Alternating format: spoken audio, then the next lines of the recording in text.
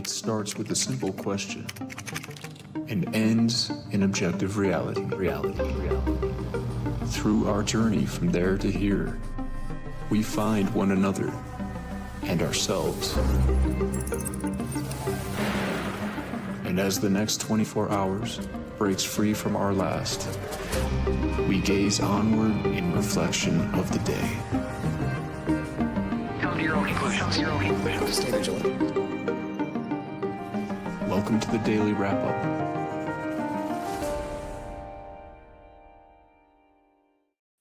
Sunday, July 13th, 2025. Thank you for joining me today. The chaos continues. Answer yesterday's question? Yes. Yes, I think it is. Or rather, what was the framing of it? Is this the end, or rather, is this the final death blow or death throes? Is the state? How's it go? Death throes, I believe, of the two-party illusion. I believe we're beginning to see this actually happen. I believe we're at the moment where more people than I've ever seen are beginning to genuinely question whether we're all being played by the simple idea of the political parties, maybe even a little further, and maybe voting is not what we think it is, even though in a representative government, it is paramount if being forced to live in a state of society. The question is, are we actually going through these? Are we being played? Are we being, the whole shadows in the cave dynamic? Or is it false binary? I think people are genuinely asking these questions. But what I was thinking yesterday when I think I was online talking about this is it doesn't mean that it's over, we won.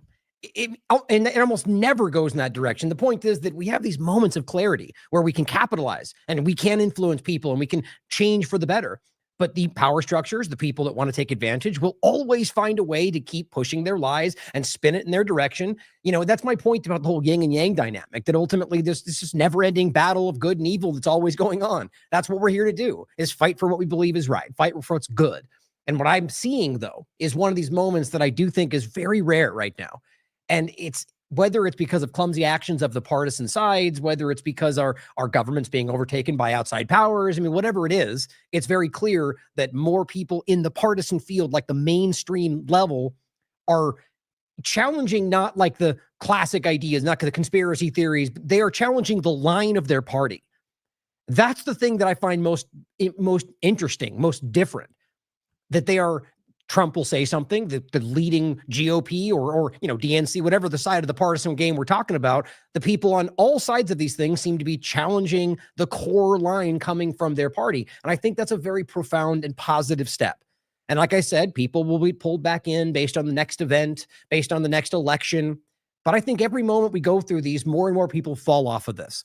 And I think that's why things have gotten so chaotic, because people are just tired of going back through the same thing. Now, we have the Trump administration, and really, again, my opinion, just the U.S. government, regardless of what paradigm, partisan side is in position, the U.S. government is now trying to convince you, for whatever reason, and we'll go through the additional things from going off yesterday's show, why they're trying to force in such an egregiously ridiculous lie that the Epstein files suddenly don't exist. Or, and that's not even to say that they necessarily, I do very clearly believe that there's a lot more than they're not giving you, but the argument is not necessarily that has to be that has to be the lie. The point is they've been telling you something the entire time that is now proving out, based on what they're telling you, to not be the case. So they either lied then or they're lying now. And I think it's one of those moments I'm talking about where people are just not okay with that. They don't know how to reconcile that with everything else that's happening.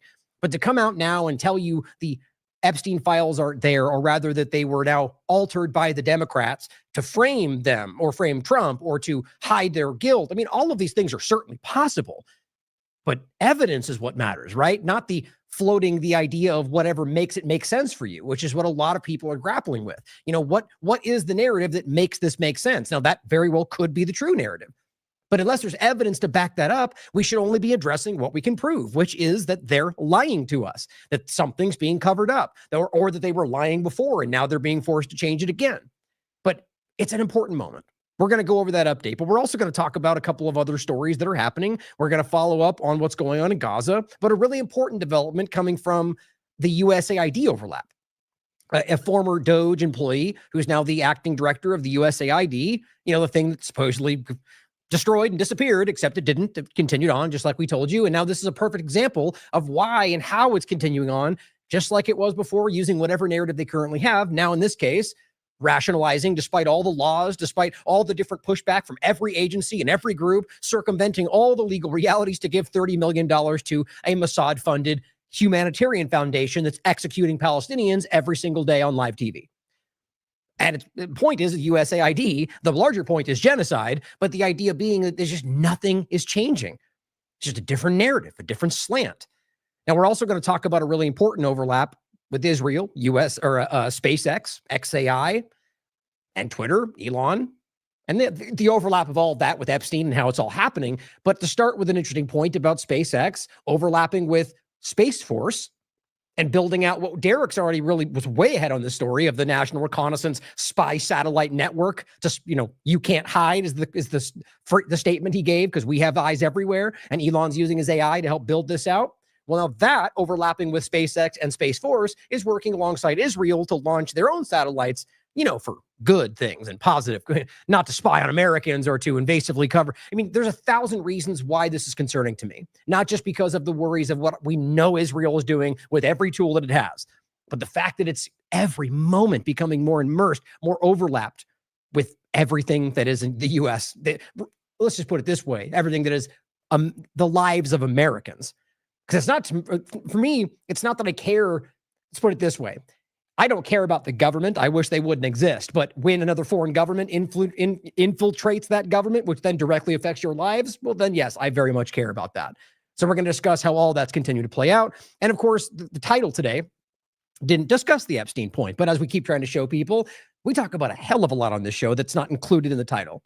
That's why we do, deep, long-term, conversation, investigatory research, because there's so much more than just a headline, as always. But we're going to start today with a couple of points that I wanted you not to miss that aren't necessarily in line with everything we're discussing today, and points that are partisan in nature, or rather the lies coming from the government, which is no different than Biden or Trump. They're always lying to you to achieve their ends. It depends on what flavor you think they're acting from. Now, Daniel McAdams points this out. We've all probably already seen this. This is from S.L. Canthan saying Trump is Biden 2.0 when it comes to the Ukraine war. Trump has no choice. If Russia wins, it will be a devastating blow to the prestige of the U.S. empire and NATO. Now, whatever you think of her framing of that, or him or her, I'm not familiar with the account. U.S. has resumed military supplies to Ukraine, Zelensky says. Now, even Lindsey Graham came out going, it's basically saying that they were going to be flooding them with more weaponry. The point is, it's already continued. The narrative this was going to be ending on day one is obviously not the case. Sure, things happened, like we all told you was probably the case, like I said back then, and shouted down by partisans for claiming it wouldn't be done on day one. The point is that it's not stopping, it's continuing. Arming is continuing, just like we told you, because this is a larger agenda. It's not, the claim of trying to end this was a token that was used to get people to support him, in my opinion. Daniel says the peace president is actually an even crazier version of Biden. Be afraid. Now, whether you agree with that or not, it's not whether you frame it versus the same. It's about the claim and what's continuing. They're still supporting the neo-Nazi elements that they've created over the last couple of decades to use against Russia and all the different narratives we've gone over, the Azov movement, Israel funding of them. There's a much larger, grander thing at play here. And the small point within it, he lied to you about this to keep that going. On top of that, another major important deviation, like we were telling you. I mean, it's almost getting tiresome to keep saying, like we said before. The point, Trump wants to remake FEMA, not eliminate it. Cristian, no, that's not to say that maybe you think that's a good thing. Maybe you never thought it should be removed. The point was the claim of removing the Fed, getting rid of the IRS, getting rid of FEMA, USAID. And instead, what do we tell you? Probably not. Probably just a reimagining of those things, a slight change in the direction of what the Republican side really wants at the moment. Not in any way getting rid of those things. So think about that. How the lies continue to perpetuate. On top of the fact that we haven't got a shrinking government. We, as we should all know, got more spending, larger government, which is what anybody paying attention was largely already saying, because that's what always happens regardless of the partisan narratives. Pay attention long enough, this continues to go in the same path. That linear projection, the linear continuation of agendas that I'm always talking about. Through administration to administration, the main things continue going in the same direction. But as Sense Receptor points out, before we get into the SpaceX overlap, but this is one quick point about the Epstein ahead, simply saying, still blows my mind that MAGA is destabilized by Epstein, which everyone is seeing right now, and Israel, but not the death jabs Trump 1.0 launched on America. It's an interesting point.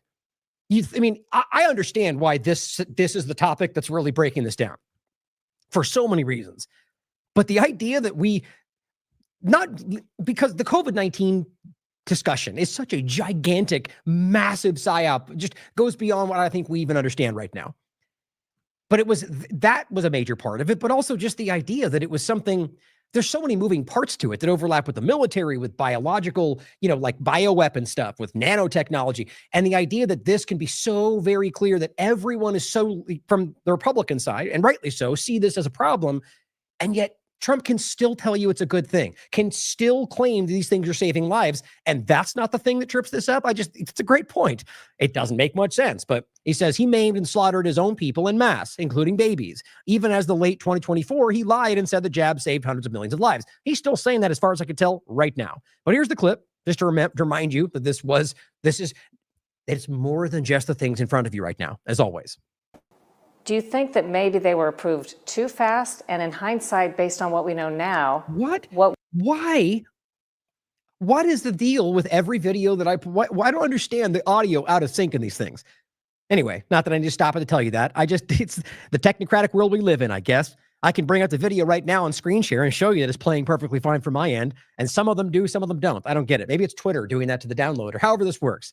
But let's keep going. Sorry for the out of sync audio with the video. Too fast, and in hindsight, based on what we know now, what would you have done differently? Well, I think they're doing studies on the vaccines, and we're going to find out, and it'll come out one way or the other.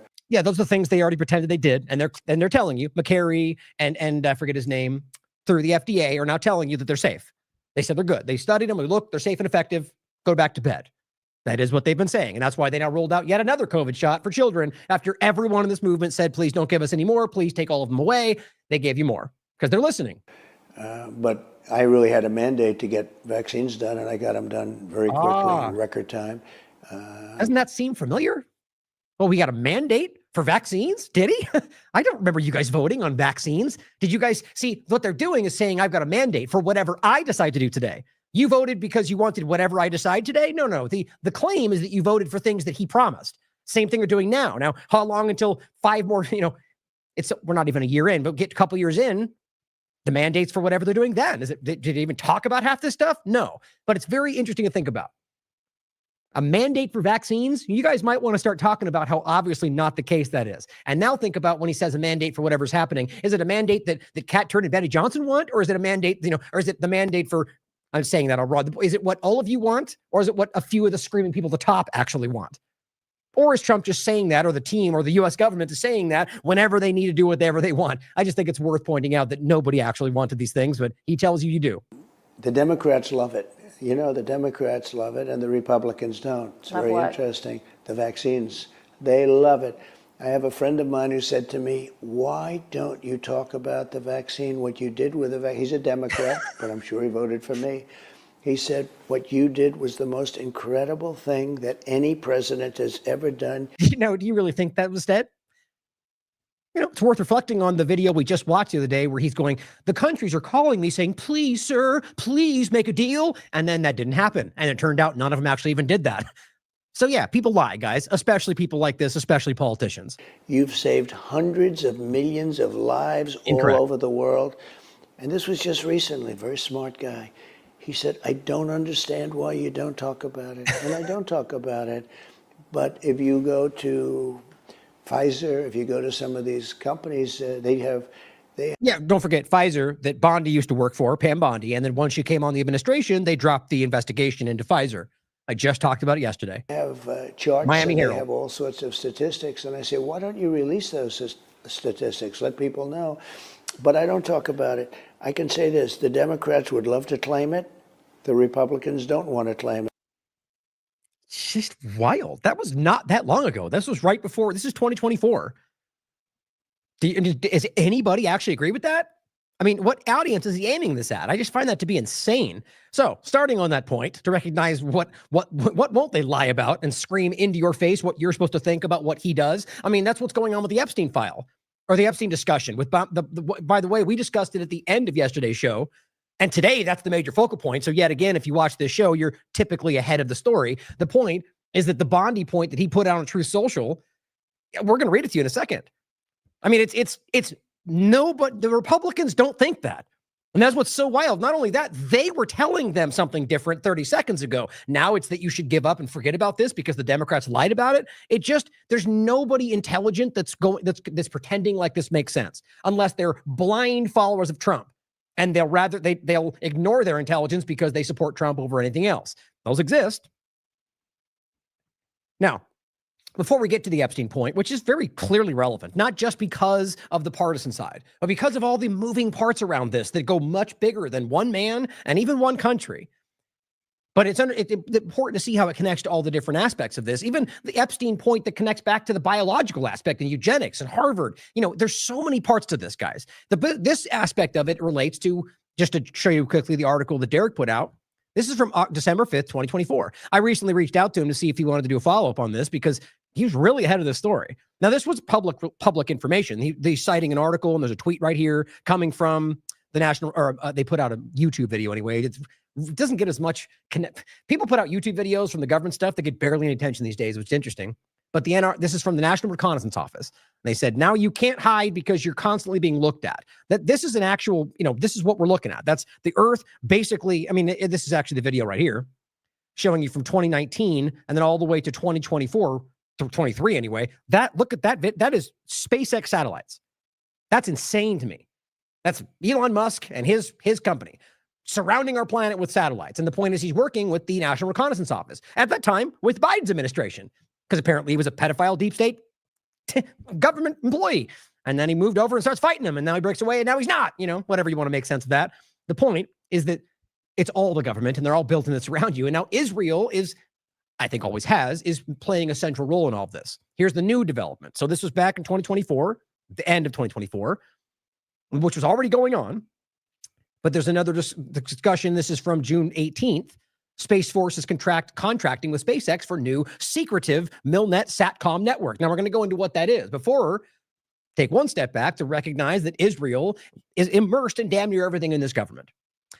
This is from June 13th. Liftoff. Israel's first national communications satellite, Dor 1, just launched aboard the SpaceX Falcon 9. Now, look, for those that want to pretend like there's no problem with what Israel's doing in the world, you can act like this is totally benign. The idea, I don't care if they're selling Netanyahu paper for his printer. The idea that you are literally talking about a person who's committing genocide publicly and laughing about it. They're doing TikTok videos, dancing about it. They're literally openly telling you what they're going to do with concentration camps. We'll get to it today. And then acting like it's okay to deal with this person is disgusting. It just shows you what the people are, whether it's Elon Musk, Donald Trump, Biden, or anybody else that is allowing this. They're either okay with what they're doing or they're sociopathic to the point where it doesn't matter. But so my point is the fact that they're even working with SpaceX should matter for somebody who cares about human life. And also that you're allowing a genocide committing monster of a government to put spy satellites over, to be used over everybody, including the United States. Built by Israel Aerospace Industries, this $200 million smartphone in space, they're calling it, will power Israel's strategic and civilian communications for 15 years. Okay, so let's just say that's true. You're talking about something that is able to power their strategic and civilian communications. By the way, that means intelligence on top of their communications for civilians for 15 years. So let's go ahead and consider all the other many things it's probably capable of if it's that much. It's $200 million sprawling piece of equipment, the 15 years worth of communication. Pretty sure it could probably also spy. My point in saying that is that's what all of them are doing. All of them.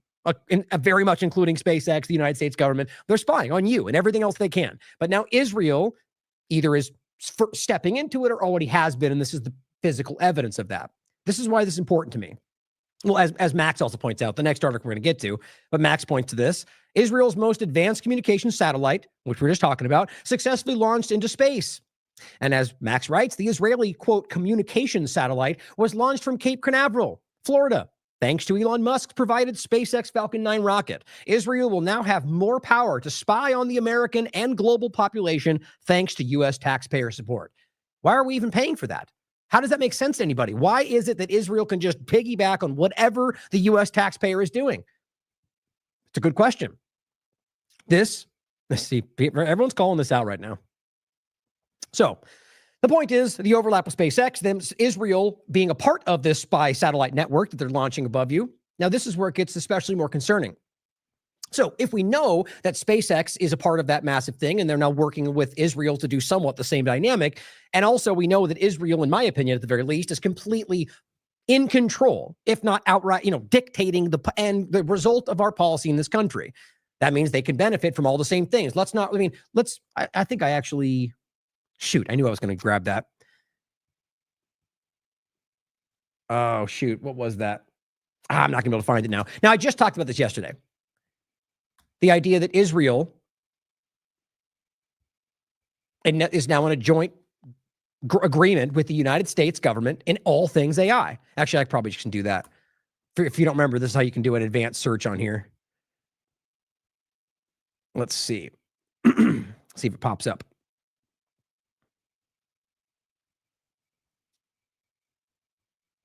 It should. I just put it out. Like, that's crazy.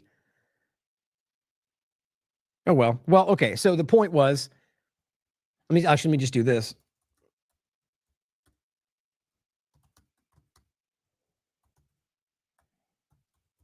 That'll probably get something.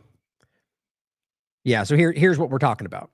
So I put out a tweet with the link to one of the articles I was referring to. But so this is recent. U.S. and Israel pledged to work together to unleash AI innovation. Now, that's a very benign way to frame it. What they're framing it as from Israel is they're collaborating in all things AI with the United States. They're in a joint partnership for everything AI. So what that meant was, let's not forget that now because of Palantir and AI, they're also committing genocide. They've removed all of the silos of information. They have access to everything about you. You right now listening, Israel's government has every single piece of data that the U.S. government has on you. That should terrify you when you know what's going on in the world. That's what's happening. So I think that's important to consider. Back to this point. If we know they have that kind of unfettered access, which has all become clear, asking yourself what this means, especially since we see them overlapping with the larger direction and pretty much everything U.S. government. Space Force is contracting with SpaceX for new secretive MilNet SATCOM network. It says the Space Force is contracting with SpaceX for a new government-owned, contractor-operated satellite communication constellation in low Earth orbit, or LEO, called MilNet, that eventually will be integrated into the service's grand plan for a hybrid mesh network, combining commercial and Defense Department satellites. Sounds like what Israel just did. A senior Space Force official revealed today. Significant because we've never had a DoD hybrid mesh network at low Earth orbit. So this is a new thing. Again, what Israel just did, this is the same conversation. So what we can all pretend these are two separate things, but why would they be? Why would that even make sense technologically, financially? I think you're getting my point here. MilNet, which has rarely been discussed publicly until now, comprises 480 plus satellites. Just this one dynamic. Weisler said, and they said that will be operated by SpaceX, but overseen by Delta 8 mission director who communicates to the contracted workforce to execute operations at the time and tempo of warfighting. So all that to say that that's run by Elon Musk company, who very clearly seems to be overlapped, not just SpaceX, but all things Elon or all things that we're talking about. And these are my opinions, mind you, other than the facts that we can see of all of the overlapping points of Israel with these things. My opinion being that they're able to influence and control the outcome of these things. Please question me, but do not question question everything, but do not ignore the fact that they are overlapped. I mean, we saw this during Elon Musk's brief tour in the U.S. government, even though technically even the courts say he's not out of the government. It's just you can see the influence there. And we're going to get to a couple points about that in a second. So, SpaceX, basically in control of one of the most powerful things we've ever seen. The network will use terminals created by SpaceX for its Starshield satellites being configured for military use, which whatever happened to the agreements that were out about no militarized space. I guess they just stopped doing that. My point is always, they never actually even cared about that. I don't even think we have the first. I've said it many times. We have no way to confirm what's actually going on up there. It's the Wild West, as far as I'm concerned, up in the space dynamic. For all we know, there's so much more going on. Why wouldn't there be? I mean, let's be honest.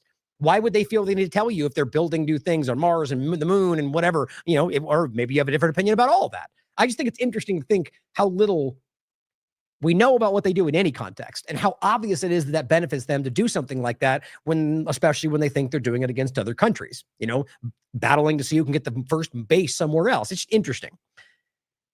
And it says the Starshield terminals have more encryption than those sold to consumers for Starlink access. Now, several government and industry sources speaking on the condition of anonymity which I don't understand that in this context. I mean, I think you know my suspicions, said that the reason for the secrecy surrounding Milnet, meaning that we are Americans who are funding this, weren't told about this until it's being built around you. That seems to be concerning. That the secrecy up until now is that while the SSC is funding this effort, which was the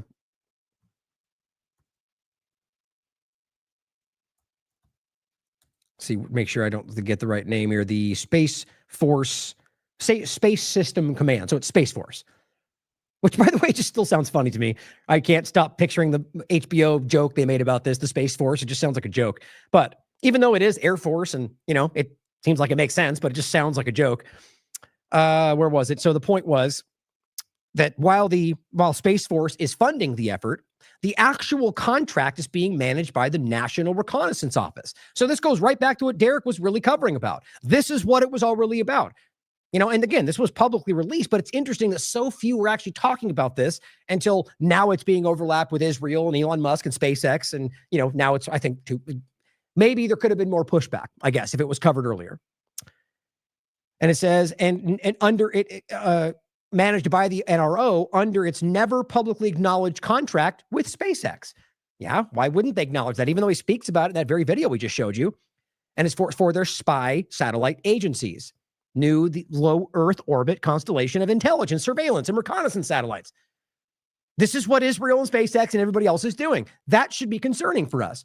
And they're trying to keep it somewhat quiet, buried down in this article, and NRO and SpaceX not really acknowledging that they're doing it, but they are, and it's very clearly for a low Earth orbit, brand new, next generation satellite spy intelligence surveillance reconnaissance network. That should be terrifying. It is to me. Reuters first reported in February, I'll put as well, with what we know they're building. The technocratic control structure, the panopticon is being built around you with biometrics, and this is how it works, guys. This is how this is controlled, at least in one large part of it. Reuters first reported in February on the fact that the NRO had contracted with SpaceX for Starshield buses for its proliferated LEO constellation that the agency said in April numbered more than 150 birds. Cool. That does worry me about whatever this is really about. Now, are we going to pretend like this is not going to be about military? I guarantee you this is also about military action. Should they ever come to that? And what does that mean for people? There's a lot of... I don't think the government's really truly consider ever interest of average people. Now, this is Orwell pointing this out. Wonder how it all links together with the article we were just reading. DD Geopolitics, Wall Street Journal, SpaceX to invest $2 billion in XAI. So now you've got the overlap into the AI aspect of it. But let's not forget, that's already become Twitter. Right? Because Elon Musk says he sold X to XAI. So now when you have all these it's not, you don't need to make more connections to show you that Israel is influencing this Twitter platform, but it's interesting to see how these things are all interconnected. And really the lie is that this was ever about social media, guys. This is about a lot more than that. So and by the way, let's not forget on top of that his XAI company is literally a DARPA program that ended right before he took up XAI or X and turned it into XAI and now sold it to each other. I mean, it's a one-step process. We were calling this out at the time.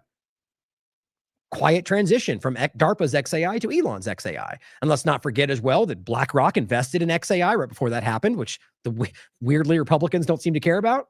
And Censored Man also points out that the Elon Musk, when he was centrally, he seems to be pulled back a little bit from the whole thing, but he was on Twitter and actively fighting on behalf of Israel for a lot of propaganda purposes. He overlapped with CHEQ, which was literally flooding this platform with bots. Also, let's not forget this. I've talked about this many times, which, by the way, I just confirmed today is the same thing. Twitter still using Authentics. You don't remember what that is? It is a openly Israeli intelligence. It runs many of the Israeli intelligence programs. It's not, or involved with many of the Israeli intelligence programs, which we talked about in this show. And it's not a secret, guys.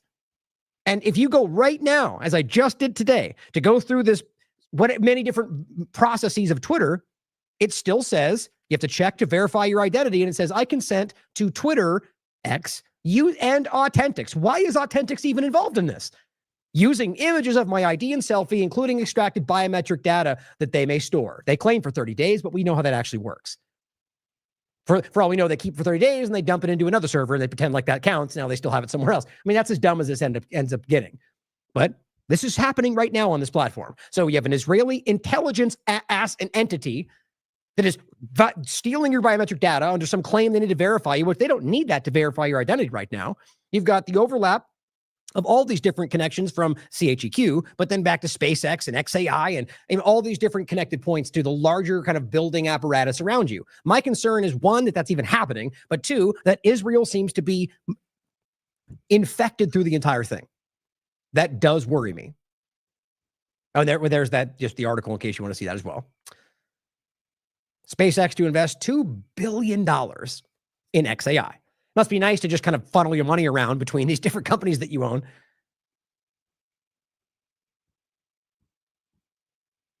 Now, Elon Musk, to bring it into the Epstein point, on the this was yesterday, after talking about this, which I think it's worth reading this through again, just so you can, if you haven't seen this, to truly see what Trump just put out, which only today is really kind of breaking through a lot of people's conversations. We read it yesterday at the end of the show. So this person who I'm not familiar with, it's Shibetoshi Nakamoto. And this is, 2 million followers. So it's clearly a gigantic account. Simply said, this is the running for worst post ever made about Donald Trump's post, basically telling you that Democrats made up the Epstein files. I'll read it for you right now, or in a second. Elon says, seriously, he said Epstein half a dozen times while telling everyone to stop talking about Epstein. Just release the files as promised.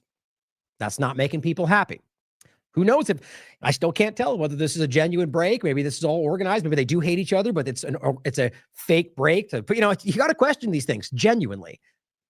Could just be what it looks like too. Matt Walsh seemingly was on vacation, I guess, and came back and to see all this, which would be kind of funny to think about. And he goes, up until 10 seconds ago, there was unanimous agreement that Epstein was a pedophile and child sex trafficker with high-profile clientele who all must be exposed and brought to justice. I mean, guys, that got to the point to where, CNN, Fox News, everybody was saying that. And this is what we were screaming about before, like during the time when he didn't kill himself, when they were trying to gaslight around that. And many of us were saying this has been a topic for years. We've been talking about this. Then finally that goes to bed. Then they all start acting like now we can talk about it. Just like COVID and Israel and everything else they do. Mainstream alternative media worse than anybody today. The point is that was, common knowledge, at the very least accepted as such and discussed. Now, he says, out of the blue, we're being told that none of this is true. And anyone who believes this thing that everyone believed is a whack job. That's coming from the Trump administration, guys, and a conspiracy theorist, which is interesting. This is the kind of shameless 180-degree, unexplained pivot that leftists typically specialize in. Now, those paying attention, personally, at least I'll speak for myself. I've seen that exact same dynamic in every side for a very long time. Now, yes, it slants, right? It was way more prominent during COVID-19. And you know what I think it is? I think it's whichever side of the false paradigm is in the position. And they tend to be a little bit more ridiculous. But it fluctuates. My point is to say that the left specializes in it. He's a right-leaning producer, in my opinion. But I agree with a lot of what he says overall. But I think that partisan blinds people. But it is a common two-party dynamic to completely just spin it the other way and hope that your blind followers toe the line. He says, very weird to see it happening on the right. So even if he doesn't want it to sound like it's a common thing, he is saying that we're seeing the right do that right now, which is important. Of course, I didn't even talk about this the other day. Ben Shapiro came out and just literally pushed the lie as if that closed the story. It's embarrassing what we're seeing right now. And we will get into that today. There's very much worth your time to look at. Now, yesterday, has the Epstein Israel lie finally broke the two-party illusion? That's what I was saying in the beginning. Yes, I think. Doesn't mean it's not going to get patched together. Doesn't mean they won't still pushing it forward for the next 50 years. But I think this is a very clear watershed moment. Now, this one, by the way, was an AI picture. I'm going to get to the person I grabbed that shot from today. It was Jason. I'll give him a shout out when we get to the post. Now, I am seeing this. Now, again, I'm not going to, it's very hard to tell today what is a, kind of, what's the term? AstroTurf kind of thing, where, whether it's political manipulation or people online just trying to faking something, question it always. But if you don't know for sure, then you shouldn't dismiss it either, right? Consider these things. Now, in my research on this just today, there's a lot of this. And I personally can see accounts that I know have been very strong Trump supporters who are doing this. Now, I'm not going to say it's the majority. I don't think that at the moment, but it's a massive shift right now. And as Fiorello points out, this isn't just an internet thing. Trump's destroyed his movement. Many MAGA I know are done with him. And I can say that for myself too. There's some that I know they're still hoping that something pans out, and that's their decision. But there's plenty that I know personally that are very clearly like, okay, that was done. That was far too much. The Epstein thing and Israel, quite frankly, has broken this for me. But he says he gaslit and betrayed them where it hurt the most with the Epstein cover-up. He didn't end wars, gave in to Palantir and the deep state. He kept zero promises. Now, the point is, there's people online posting the burning of their MAGA hats. And I'm sure there are people that are playing into that, like a Democrat that's doing that to pretend that they're that, or a fake account. Yes, I'm sure that's happening. But I can see a lot of people that I can verify that are doing it. So I think it's worth considering that people are genuinely seeing through it. I'm going to get to a point in a minute where you get people like we always see going, this is all fake and it's all fake Democrat accounts, the ones you always expect, which, like I said, I'm sure there's some of it. But to pretend this isn't happening is about as desperate as it gets. Now, this is worth hearing again. Now, if you didn't see this, this is probably going to blow your mind because this is what everybody's having such a hard time with right now. This came out yesterday. He said, and what's interesting is that does not seem to be a lot of engagement, does it? That's interesting. Yeah, they did not like this, guys. He says this, what's going on with my boys? And I believe he means Bongino and Cash and everything else, which quickly jumping ahead, there does seem to be a report coming out from Atlantic that I think people may be interpreting as an actual quote, which I don't think it is. This seems to be like a sort of a satire from the Atlantic saying, claiming Dan Bongino is about to leave and like saying that I must get out of this terrible position now. Now, as far as I can tell, that's not a real quote. It's not from him, right? So what's interesting is I'm seeing a lot of people then state this as if it's fact. We'll come back to that. Breaking, Dan Bongino allegedly stepped down. Now, I can't find, unless it's in the chat, by the way, guys, if you have information on that, let me know. Before I went, look everywhere I possibly could, and there doesn't seem to be any indication Dan Bongino, as of yet, or Cash, are actually stepping down. That's been floated. And people like this tend to scream the thing that they, I don't think there's evidence for that yet, but I could be wrong. Maybe I'm missing it, and he has something I don't. But if you see it, let me know in the chat. As of right now, I don't believe that's actually happened yet. I think that's just kind of what the narrative is supposed to be for certain reasons. But that's the point, is what's going on with my boys. That's the Cash and Patel thing, or Cash and Bongino. What's interesting, though, is that they both seem to have floated this idea, which seems very childish to me, that we're going to leave if we don't, it just seems, everything about this, I think, speaks to exactly who I think they are. Like I said yesterday, the junior team, right? These are the second tier element. These are people that are not, that they're showing themselves to be the underclassmen, whatever the analogy you want to use is, the not best for the position. And I think that's what's very clearly fleshing out. The way that they conduct themselves, the way that they don't need, they don't seem to really understand a lot of this, or at the very least, they keep trapping themselves in very clumsy lies. But what's going on with my boys, in some cases, gals? But I think by that statement, he means just everybody in MAGA. They're all going after Bondi, which I do think is very strange, by the way. Bondi is only one part of this. Clearly, she was tapped by Megyn Kelly and everyone, Charlie Kirk, and as just the one to go after to save Trump. That's what this is. Very lazy. Trump's clearly responsible regardless. He put her there. He's the one. And clearly, especially her, they're all just blind followers of whatever he tells them to do, as they've proven out with actions that hurt their own careers. But they're all going after Bondi, which they are, but I don't think adds up to the, it's a cover up. It's a, what they call it, a steam release valve, who is doing a fantastic job. So right there, he's going, stop doing what you're doing. At least that's what it seems like. You're supposed to support her. Stop doing what you're doing. We're on one team, MAGA, and I don't like what's happening. See, that's kind of that's what purity test is. Remember they were saying that about us? No, when the idea was you go, you're either exactly in line with us or you're not on our team. That, guys, is team sport politics. You're not allowed to have a different opinion than the team. Then that's not real, guys. You're a part of a cult. That's partisanship, though. It's not one with it's both sides. We have perfect. Look, he says we have a perfect administration. It's just such hubris and such unjustified hubris. The talk of the world. He can't help but be hyperbolic. It's so embarrassing. And the selfish people are trying to hurt it. So right there, he just attacked his own people who have always had his back, because they're now saying this is not okay. Now, you're selfish for pointing this out. Well, yeah, that's when people said, hey, Trump, you can't put you in jail for burning a flag, right? That's unconstitutional. And said they're stupid people to think that. Or just people that understand that, or people that don't get cowed by your screaming.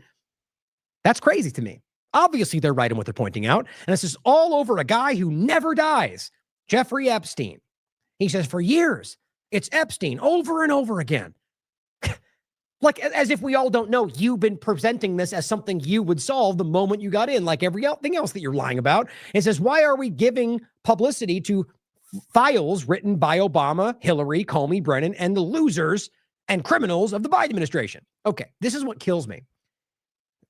There's, as far as I can tell, unless I'm missing something, please enlighten me if there's more to this. There's no evidence for this. This is a floated claim that Trump put out on Truth Social, and then like clockwork, the Johnsons and Jones and Katters and everybody else come out and go, that's the truth. Why? Because it's the only thing you could possibly scream that makes this somehow fall in the it makes it make sense for you. He's not the one. They tricked you. Yes, please, thank God it's not Trump's fault. No, you know what? It's possible, and we should consider that because it would make sense. In the many ways that governments, really more so from a personal level, that people just wanted to attack him, which, yeah, that's possible. But where's the evidence? And if there is no evidence, then that's, not just irresponsible, that's propaganda. We could also consider the exact opposite, couldn't we? We can consider that Trump's altering this and lying about it to save his own butt. Yeah, that's just as likely based on the assumption from this position. If there's no evidence, right? But it says, who conned the world with Russia hoax 51. Yeah, that's the government, guys. That's the government. If you don't know that by now, you're not paying attention. It's not one side versus the other. The government has been involved with using these things to keep you distracted from the real point, which is what's being built around you right now. It says the laptop from hell and more. They created the Epstein files. You see, here's what's crazy. You've got Jones out there, and I'm going to play it in a second, talking about the idea that this is, that they altered this and hid the information. He's saying it's fake. He said they created the files, created them, just like they created the fake Hillary Clinton dossier. So now he is really desperately trying to claim this is not even real anymore. Now, see, that is just, it's, what I keep hearing in my mind? It's how many times have we been talking about this around Israel right now? What do we keep saying about the way Israel conducts propaganda? It's clumsy. It's, here's a lie. Does that work? Oh, no? Then how about this variation? How about we sprinkle some of this on top? Will you buy that? How about these 3 different tries? You pick. Which one do you like better? Just throwing out narrative after lie. I think we're going to get into it today with the bombing of children getting water. They lie, they get caught, they alter it. They say, oh, no, okay, maybe we did kill them, but it was Hamas made us do it. They were human shields. Then finally it turns out those are all lies, and they go, okay, we did it, but it was an accident. Every time. And so here we are, where he must know. We just talked about this, that he was just telling us that this was important, that Cash and Bongino and Bondi was literally saying that, we got all this evidence and we're combing through it. And now they say it's fake? Nobody's going to buy that other than blind, stupid followers. Now it says that they used on me. So what does that mean? Oh, no, he's talking about the Steele dossier that they used on him. I thought that was referring to the Epstein files. But he goes, and now my so-called friends are playing right into their hands. You see? So you're not allowed to have your own opinion. You're not his friend if you don't toe the line. Now, why didn't these radical left lunatics release the Epstein files? Well, it's the same old thing. I don't know. I could list off 75 possibilities, but let's pretend like there's nothing that makes. How about the fact that you're all on the same team? How about the fact that everyone's on the files? How about the fact that Biden and Trump and everybody else are all compromised, and that's why none of them want it released? You have to realize, if let's just say all of them are on these files, if they were to release part of the files, that would give the people who are now being exposed the ammunition, the motivation to make sure the rest of it comes out. None of them want. It's not just about people on the list either, guys. It's Israel's blackmail network. You have to understand this is, and it's also more than Israel, but the realization that this is much more than just the people not wanting it to come out. I don't think they're in control of the conversation. They're the ones who are being blackmailed with this information. They're not the ones that are calling the shots, guys. So the people that don't want this to come out are the ones that don't want to risk their blackmail network that allows them to influence governments all around the world. That's what I think it really comes down to. Some of that's my opinion. Most of it's not. To be specific, the point about whether or not this is, exactly what the dynamic is, but all the points we're making, that's a provable reality. Again, even CNN and Fox News were telling you blackmail sexual network that was involving intelligence. And now we're supposed to act like it's completely ridiculous? It says, if there was anything in there that could have hurt MAGA movement, why didn't they use it? You see, these are just assumptive, self-serving questions. Yet you should ask that question. Question everything. But how about again? If there was anything, why didn't they use it? Well, because maybe it hurt both of you equally. It's simple. Or my real point is always, because you guys are the same thing. You're asking, why didn't the government release information about the government? Because it's the government. Seems pretty simple when you think about it, honestly. They haven't even given up on John F. Kennedy or Martin Luther King Jr. files. What does that mean? They haven't even given up on those? No matter how much success we've had. Okay, success? Now, are we now pretending the files he put out on JFK did anything? It was a massive failure. They tried to lie to you using things that were already mostly out there and other things that were new but didn't even change the story. It got called out by everybody. I interviewed Corey Hughes about it. Or the Martin Luther King files? Where is that? You know, this game they're playing is very embarrassing because I don't think they have any cards left to play here. Other than, I shouldn't say that, other than things that are dramatic. But it says, no matter how much success we've had securing the border, deporting criminals. Right. Is that really what's happening? Even securing the border, guys, these are major stretchings of the truth, let alone, or not, in regard to deporting criminals. Come on, guys. Yes, there has been some criminals. The vast majority have already well been proven to be not that. Many here legally, many with no criminal record. And also, the main level, the MS-13 members, they dropped charges on. The leaders of those the MS-13 gang member leaders, Bondi dropped the charges on. Why? Because Bukele has a deal with them. But let's keep pretending like it's all exactly what was promised. Fixing the economy. Is that what's happening? Energy dominance. Is it? A safer world where Iran will not have nuclear weapons? Again, Israel just published yesterday that they have it still. Now, I don't believe, other than enriching uranium for purposes that are legal for every country, I don't believe that's what they're doing. I could be wrong, of course, but the game is the same, that Israel says, no, they've got it. So because we need to keep going after them. So that makes Trump look stupid because now he's telling you he made the world safe because he stopped Iran, but now it's not the case anymore. Hard not to see that he's being used, isn't this? Where was I? There it is. It's never enough for some people. Yeah, the lies, right? The lies aren't enough. We are about to achieve more in 6 months than any other administration has achieved in over 100 years. This is just not true. I'm sorry to burst your bubble. It's just not true because 90% of what you're claiming you've achieved are massive misrepresentations of what's going on. And it says, and we have so much more to do. We are saving our country and making America great again, which will continue to be our complete priority. The left is imploding. Interesting way to frame that. That's just desperate projection. Now, look, the partisan game is very clearly falling apart in my mind. But for him to make it about they're the ones, you're struggling. I don't see much going on. From right now, this is a Republican meltdown, as far as I can tell. Will continue to be our priority. Well, is making America great again about deporting U.S. citizens? Is making America great again allowing Israel to censor Americans, allowing Israel to spy on Americans, allowing Israel to infiltrate our country, deport Americans? I mean, going after you for anti-Semitism? I mean, guys, that is not what we're promised. And it says, Kash Patel and the FBI must be focused on investigating voter fraud, political corruption, Act Blue. I mean, they're literally parroting this exact statement. Johnson, Kirk, they just copied what he wrote and just posted it online in regard to that. And arresting thugs and criminals instead of spending month after month looking at nothing. The rigged, so I want to make sure I read this all the way through. The left is imploding. Kash Patel and FBI must be focused on investigating voter fraud, political corruption, Act Blue, the rigged and stolen election of 2020, still, and arresting thugs and criminals instead of spending month after month looking at nothing but the same old radical left-inspired documents on Jeffrey Epstein. That is really what he's trying to sell you, that this is nothing but a hoax from the left.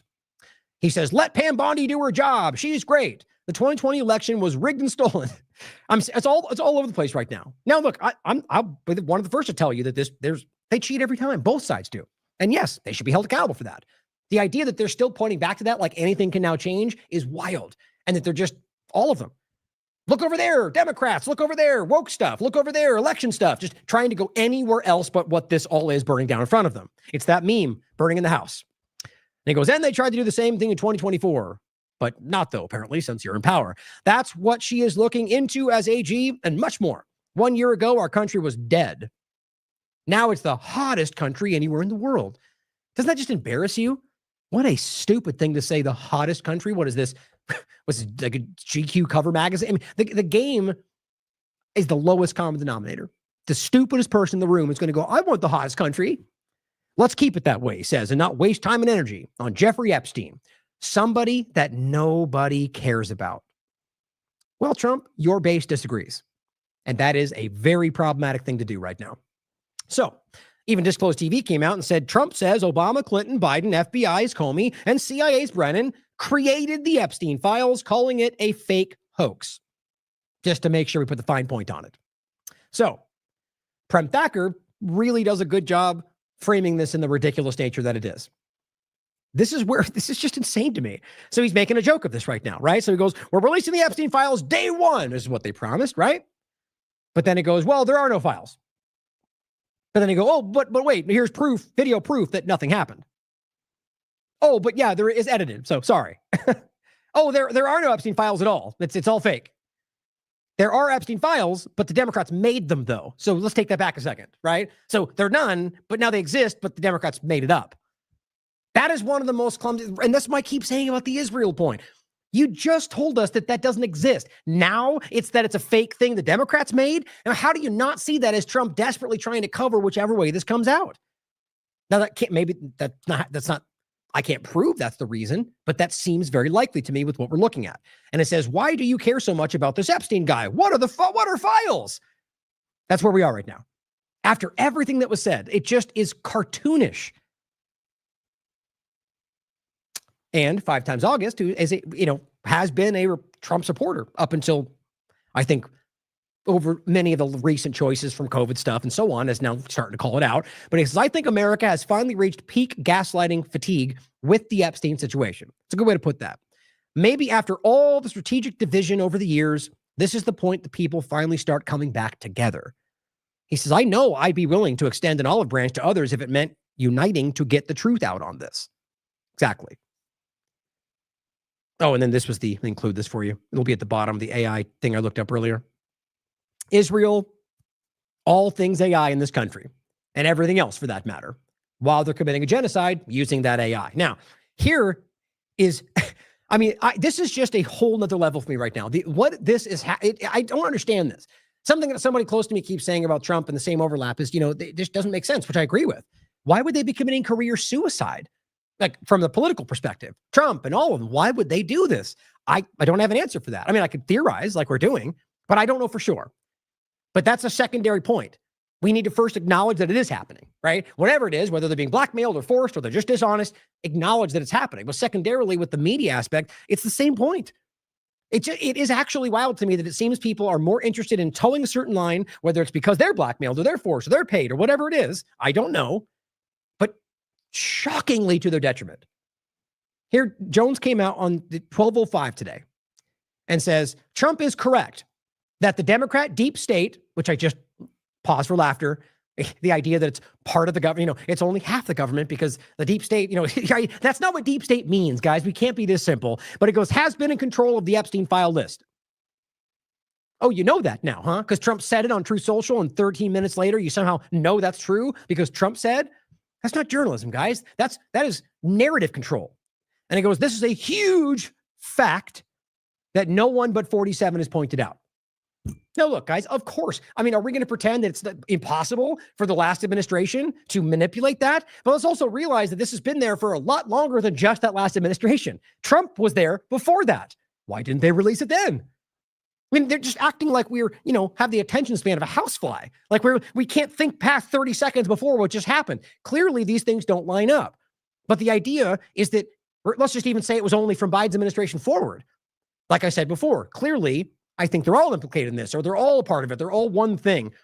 The idea that they altered it is obviously possible. But if the whole point is that we're not going to release this because they manipulated it, then what you're saying is we are going to withhold information about the pedophile deep state network you're talking about because they remove. It doesn't make any sense other than self-serving interest, right? So we're going to allow pedophiles to exist because pointing out the limited version that they have is bad for our political campaign. It shows you that they care not about you or the outcome or children. They care about using all those things to benefit their outcome. even if secondarily is all those other things. It's still them first. And again, the main point, there's no evidence to this, guys. That's just Trump saying so. And what's funny to point out is this is just relentless today. Like, this is what they do when there's a narrative that's important to control. He tweets it every 15 seconds, usually the same thing, and then follows up and captions it and tweets it out again. So this was: the exploding Epstein scandal is a clear and present danger to the very existence of our republic. No, really, the cover-up of it, right? What you're doing and the people like you that are covering this story, that's the threat. What everyone else seems to want to do is get the information out, regardless of who that throws under the bus, regardless of who goes to jail for it, because anybody involved should. That's what he says. Trump is correct. The Democrats have altered it. Now, this one, excuse me, came out about 30 minutes later. Same account, 30 minutes later. Breaking! Trump claims Democrats contorted the Epstein file, and it's true.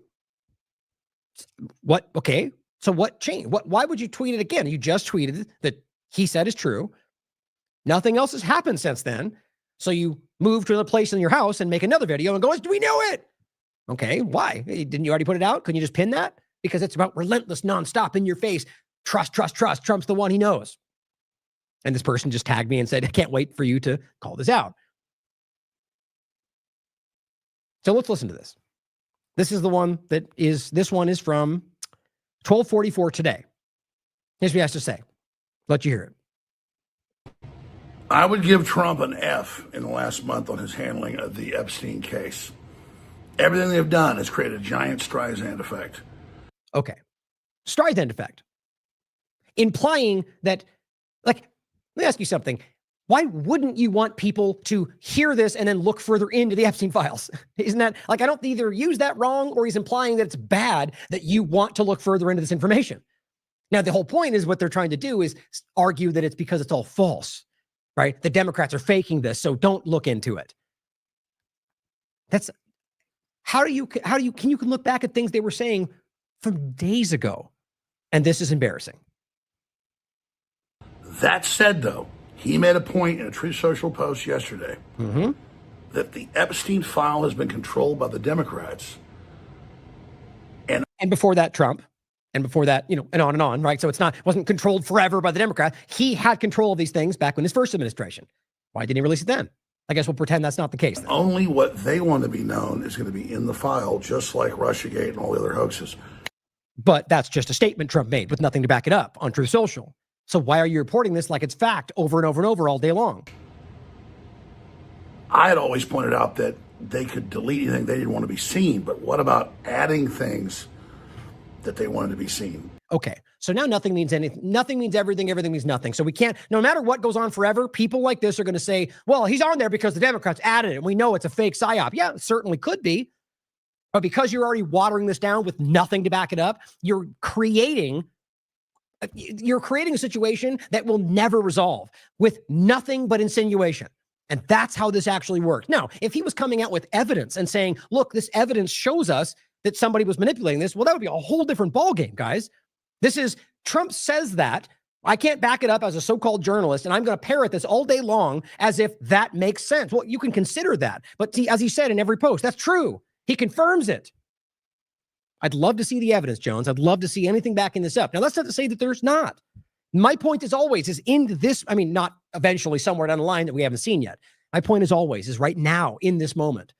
They don't have anything, and they're putting it out anyway because it's self-serving. It's about circling the wagons and defending their chosen ideologue. That's what this is. FBI reports, not any real evidence, but things that spin it. And that's what Trump said yesterday. So I'm not in the business of being an apologist for Trump. Yes, you are. Very much so. I've been a major critic. Not really. You like to say things about that, like he may be the Antichrist, but then go on to support him for the rest of the show. That's not honest. But this has to be investigated. This has to be looked at very, very deeply. I did a big live stream earlier today that is very, very important. We're going to be going over more.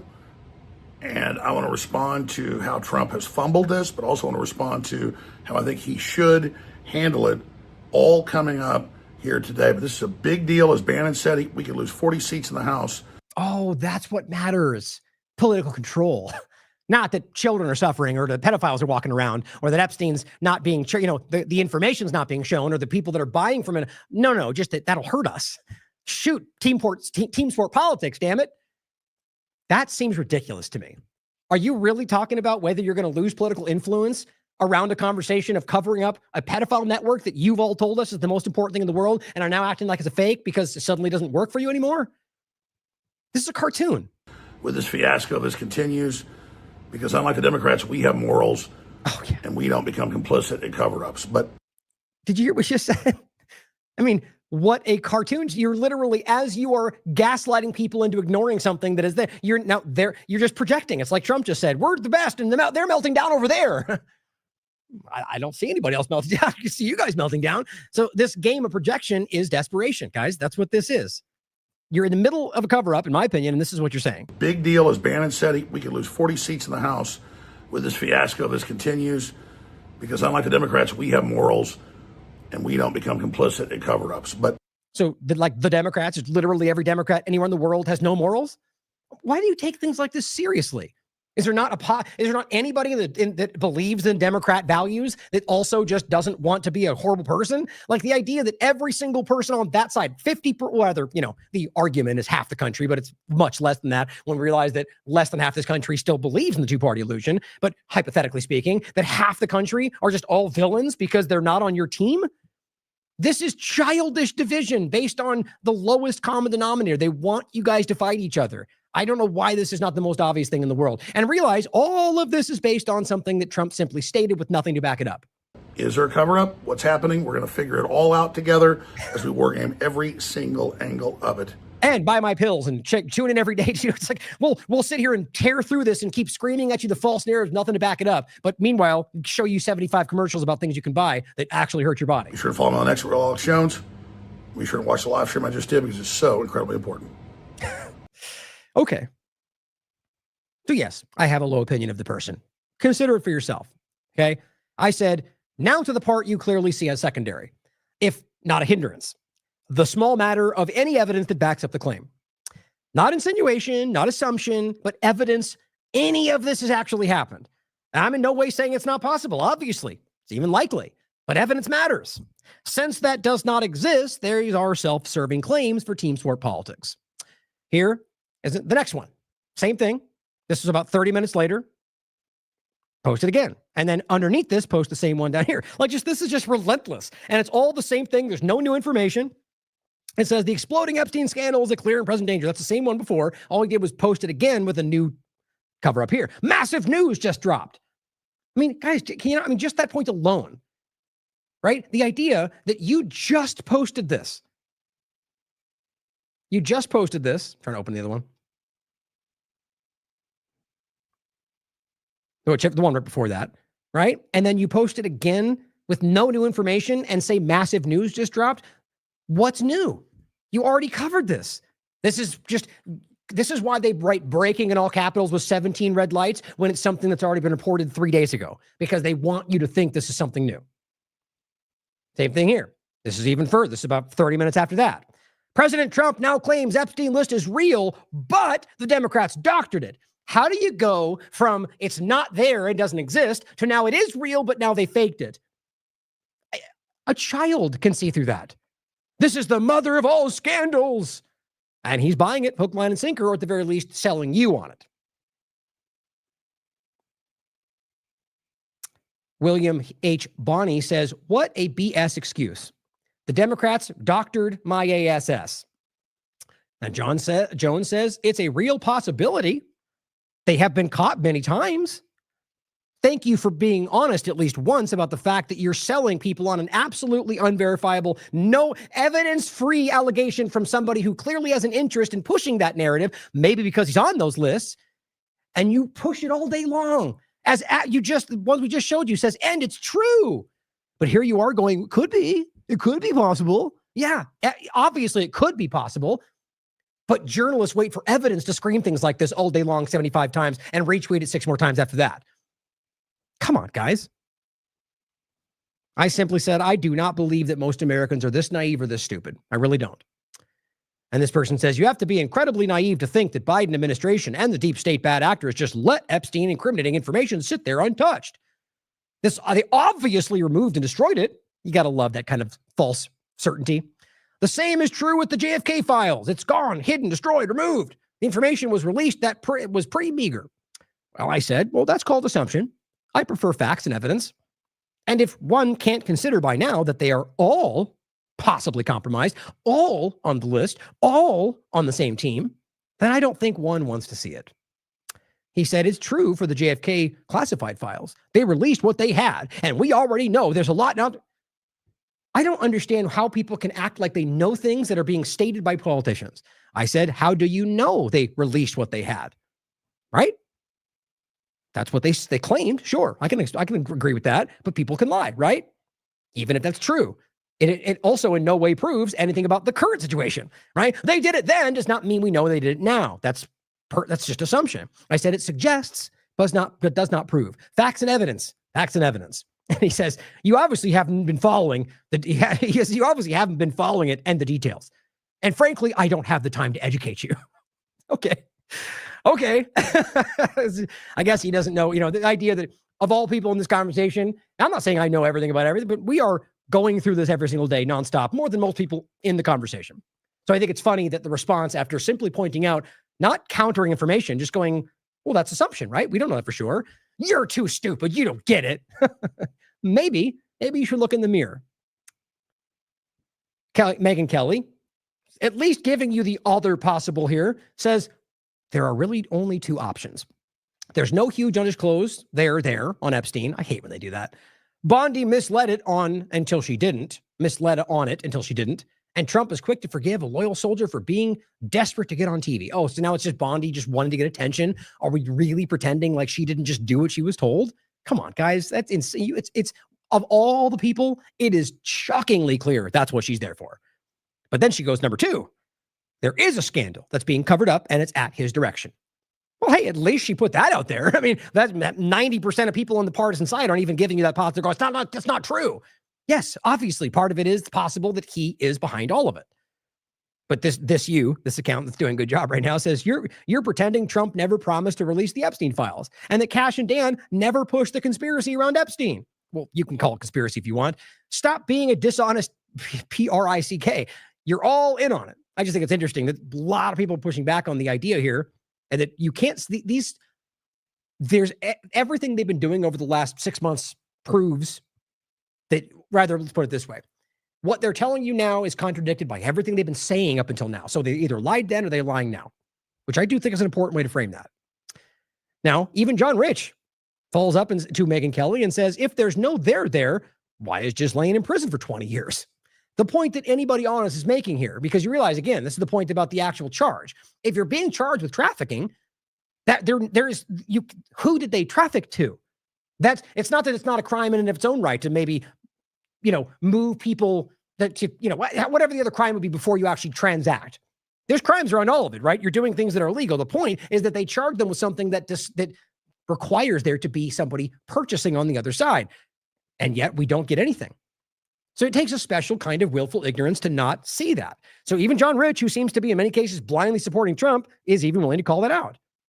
That's my point, guys. People that are core followers are like, this just doesn't make any sense. I was willing to pull punches everywhere else, but not here. Now, Adam Cochran, who's the one I pointed out who did that really great breakdown of the actual Epstein video that proved in 17 different ways they were lying to you. He says, well, here you go, or well, there you go. Ghislaine Maxwell apparently is appealing to the Supreme Court tomorrow. Here's the Daily Mail. We'll come back to it. Sources who have spoke on her behalf, and this is the Daily Mail article, to news outlets in the past say she's ready to share the Epstein list in exchange for a non-prosecution deal. This is interesting. This could be another part of the lie, but it also could be that this is her in jail seeing her opportunity to challenge what's happening to maybe benefit herself. It wouldn't be surprising. Now it says she's signaling to Trump that she's ready to talk. And if the Supreme Court trial doesn't go her way, she'll release the list. I call that a threat. This is likely why Trump is suddenly so desperate to bury the list. If the list is, quote, fake or doesn't exist, then Maxwell's trial was on false grounds. See, guys, this is fascinating to me. We've seen this 17 times, I mean, probably even more than that, tons of times over the last immigration, from Garcia to Khalil, they keep shooting themselves in the feet, either because they're just that shockingly incompetent or they thought they could get away with it. The point is that you just create a circumstance by claiming it's fake that opens the door for her to say, well, if it's fake, then how are you claiming I trafficked somebody? Which is exactly the point that we're all making. I think unless this is part of a larger ploy, I think they just cornered themselves. They just painted themselves into a corner with their clumsy, defensive, desperate actions that I can't stop seeing all over the place right now. And it goes, and she'd be eligible for a retrial where a lot of evidence was thrown out. There is genuinely a chance this criminal walks because she is blackmailing Donald Trump. Very interesting. Now, you can read the article. The title is simply Ghislaine Maxwell faces do-or-die moment in court as the U.S. government seeks to block retrial bid.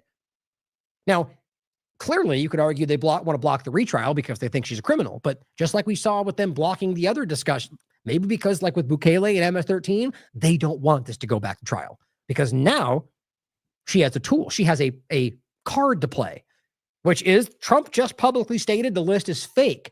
That's the president of the United States. So my lawyers are now arguing that if it's fake, how can you? And then you could take it even further, right? That, okay, well, they've never presented a client. So how do you compare? This is going to blow up in their face again, unless there's, more coordination than we realize, which is always possible. So keep this in mind. I think this is going to become very relevant in the very near future. Now, this is interesting. That time when Trump was asked about Ghislaine Maxwell, and he pretended not to know anything about her and then said, I wish her well, which doesn't seem to make much sense. Ghislaine Maxwell is in prison, and a lot of people want to know if she's going to turn in powerful people. And I know you've talked in the past about Prince Andrew, and you've criticized Bill Clinton's behavior. I'm wondering, do you feel that she's going to turn in powerful men? How do you see that working out? I don't know. I haven't really been following it too much. I just wish her well, frankly.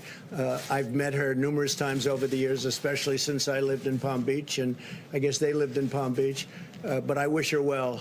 Whatever it is, I don't know the situation with Prince Andrew. Just don't know. Not aware of it. Right.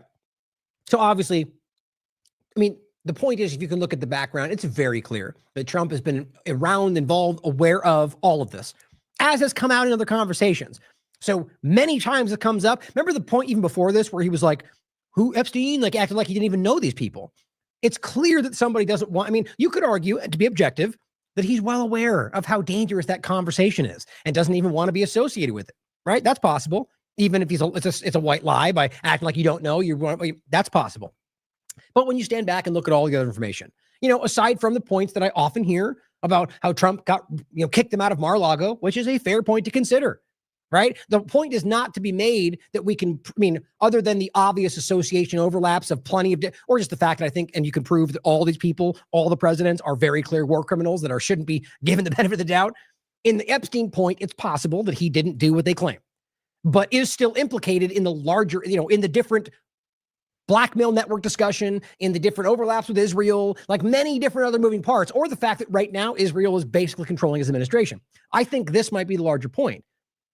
Or he's on the list and he's part of it. I mean, the point is that it's not just about that one point. So when you can consider that maybe that wasn't his thing. Maybe he didn't want to be involved with that. Maybe he just thought there's power involved, right? And then he kicked him out of Mar-a-Lago, never looked back.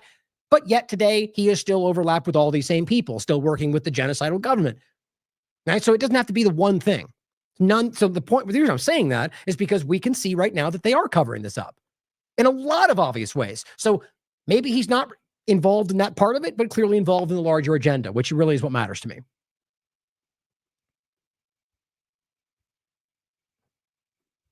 So here is Adam pointing out that Trump with Ghislaine Maxwell's Mossad agent father and his associates, which we've talked about. I mean, they even just made a movie, by the way. What was it called? The movie about Tetris, which involves now I'm blanking on his name. Maxwell, the father. He's a very well-known agent. I argue in multiple ways, but for Mossad, very clearly. And they even make this point clear in these different, it's Whitney's books, for example. But it's interesting how over the years, these things kind of drift into the conversation. The point is, here's Donald Trump with them, which doesn't prove that, but when you add all of it together, there's so much overlap. Just like the left or the right will always do, we should not be throwing out guilt by association, despite how all the partisan sides will do it, because it's just not logical. It could be wrong. But when you look at the bigger picture about the overlaps, it's hard to miss that there's something going on here. Maybe not the sexual overlap, but I think it's certainly possible with Trump's track record, his background. You should consider it. Come to your own conclusions about it. For me today, the bigger point is about how this is proving, in my opinion, that the government is always deceiving you. I think because they're being controlled by something else, an outside force. I think that's very obvious. But as we're watching them commit the genocide, as we're watching them cover up these or as we're watching this built around our country, or rather the world with the NRO, it really does matter in a much larger sense. What I'm trying to continue to highlight is that this is not just about the kind of the myopic view of the one story every day, right? Or, the one story about Texas, the one story about here. It's all about trying to consider, on top of the focal point, that there's a much larger story going on. Which you should follow. The Telegraph. Trump promises to release Epstein client list if he wins the election. So here's what's important to point out with that. He was the president before that, right? This is 2024. So you're telling me that he was there for 4 years and doesn't know? So the argument being that he just said that because he's going to release whatever he finds. Well, he was president for 4 years, so he would know whether or not that existed. So he's telling you he's going to release that list. Now, I would argue if he never planned on doing it, he just did it to get you to think he was going to, planning to give you some narrative to hide it, at least thinking that, like every other time, the blind partisan followers will go along regardless. Didn't work this time. But here's Fox News, July 12th. President Trump defends Bondi, says nobody cares about the Epstein file. So smallest point in there is that he promised it. Now he's telling you he's not going to do it. That's a promise not kept. Glenn Greenwald says this was 6 weeks ago. This is him talking to Tucker Carlson. He says you could see exactly what the Trump administration was going to do and was not going to do with regards to the Epstein case. And the reason they wouldn't, because they would never answer if Epstein worked for or with a foreign intelligence agency. This just to put the point out there. And he says the two facts that prove Epstein was working for foreign intelligence. And we've gone through all of this. The reality is that you do know this already. I included the link already, the conversation. And Costa said it publicly, and he said very clearly he was told to back off Epstein because he was in intelligence. And then many different overlapping points have come out about both Mossad and CIA connections. It's very clear. So, and here's Glenn Greenwald telling you very clearly, this is how and that he knew that would be the reason this doesn't come to pass. Now, you can consider whether you believe him or not. I think he's spot on. Now, in regard to the partisan kind of sidestep of this in a very, very, very crazy way, here's Cat Turd that came out on the 12th and says, if you no longer support President Trump or MAGA movement, have the balls to say so here. It's just so wild to me that that's a purity test. You are the purity test. Proudly put your handle in my replies so I have receipts. Like what? Like they're going to spin back around and deport you and they find it? What is that even supposed to mean? Proudly tell the world how much you hate Trump and all his loyal supporters. Loyal supporters? Let's see who you are. So a year from now, we can all laugh at you. He's just trying to shock people back into place, guys. That's what his job is. Blakely says, thank you for letting us know you support a man covering up for pedophiles. Anyone making excuses for Trump is basically admitting you used sex trafficking children as props. Think about that. Now, I think I have this one over here somewhere. Here's what I posted. I just saw it right there. Oh, wait. Here. I said, well, that's embarrassing for you. This is I think I got it right here. Yeah, I'll come back to that. Every one of these people are being called out in very obvious ways. But then she has some videos that I think are worth pointing out to show you how much is shifting.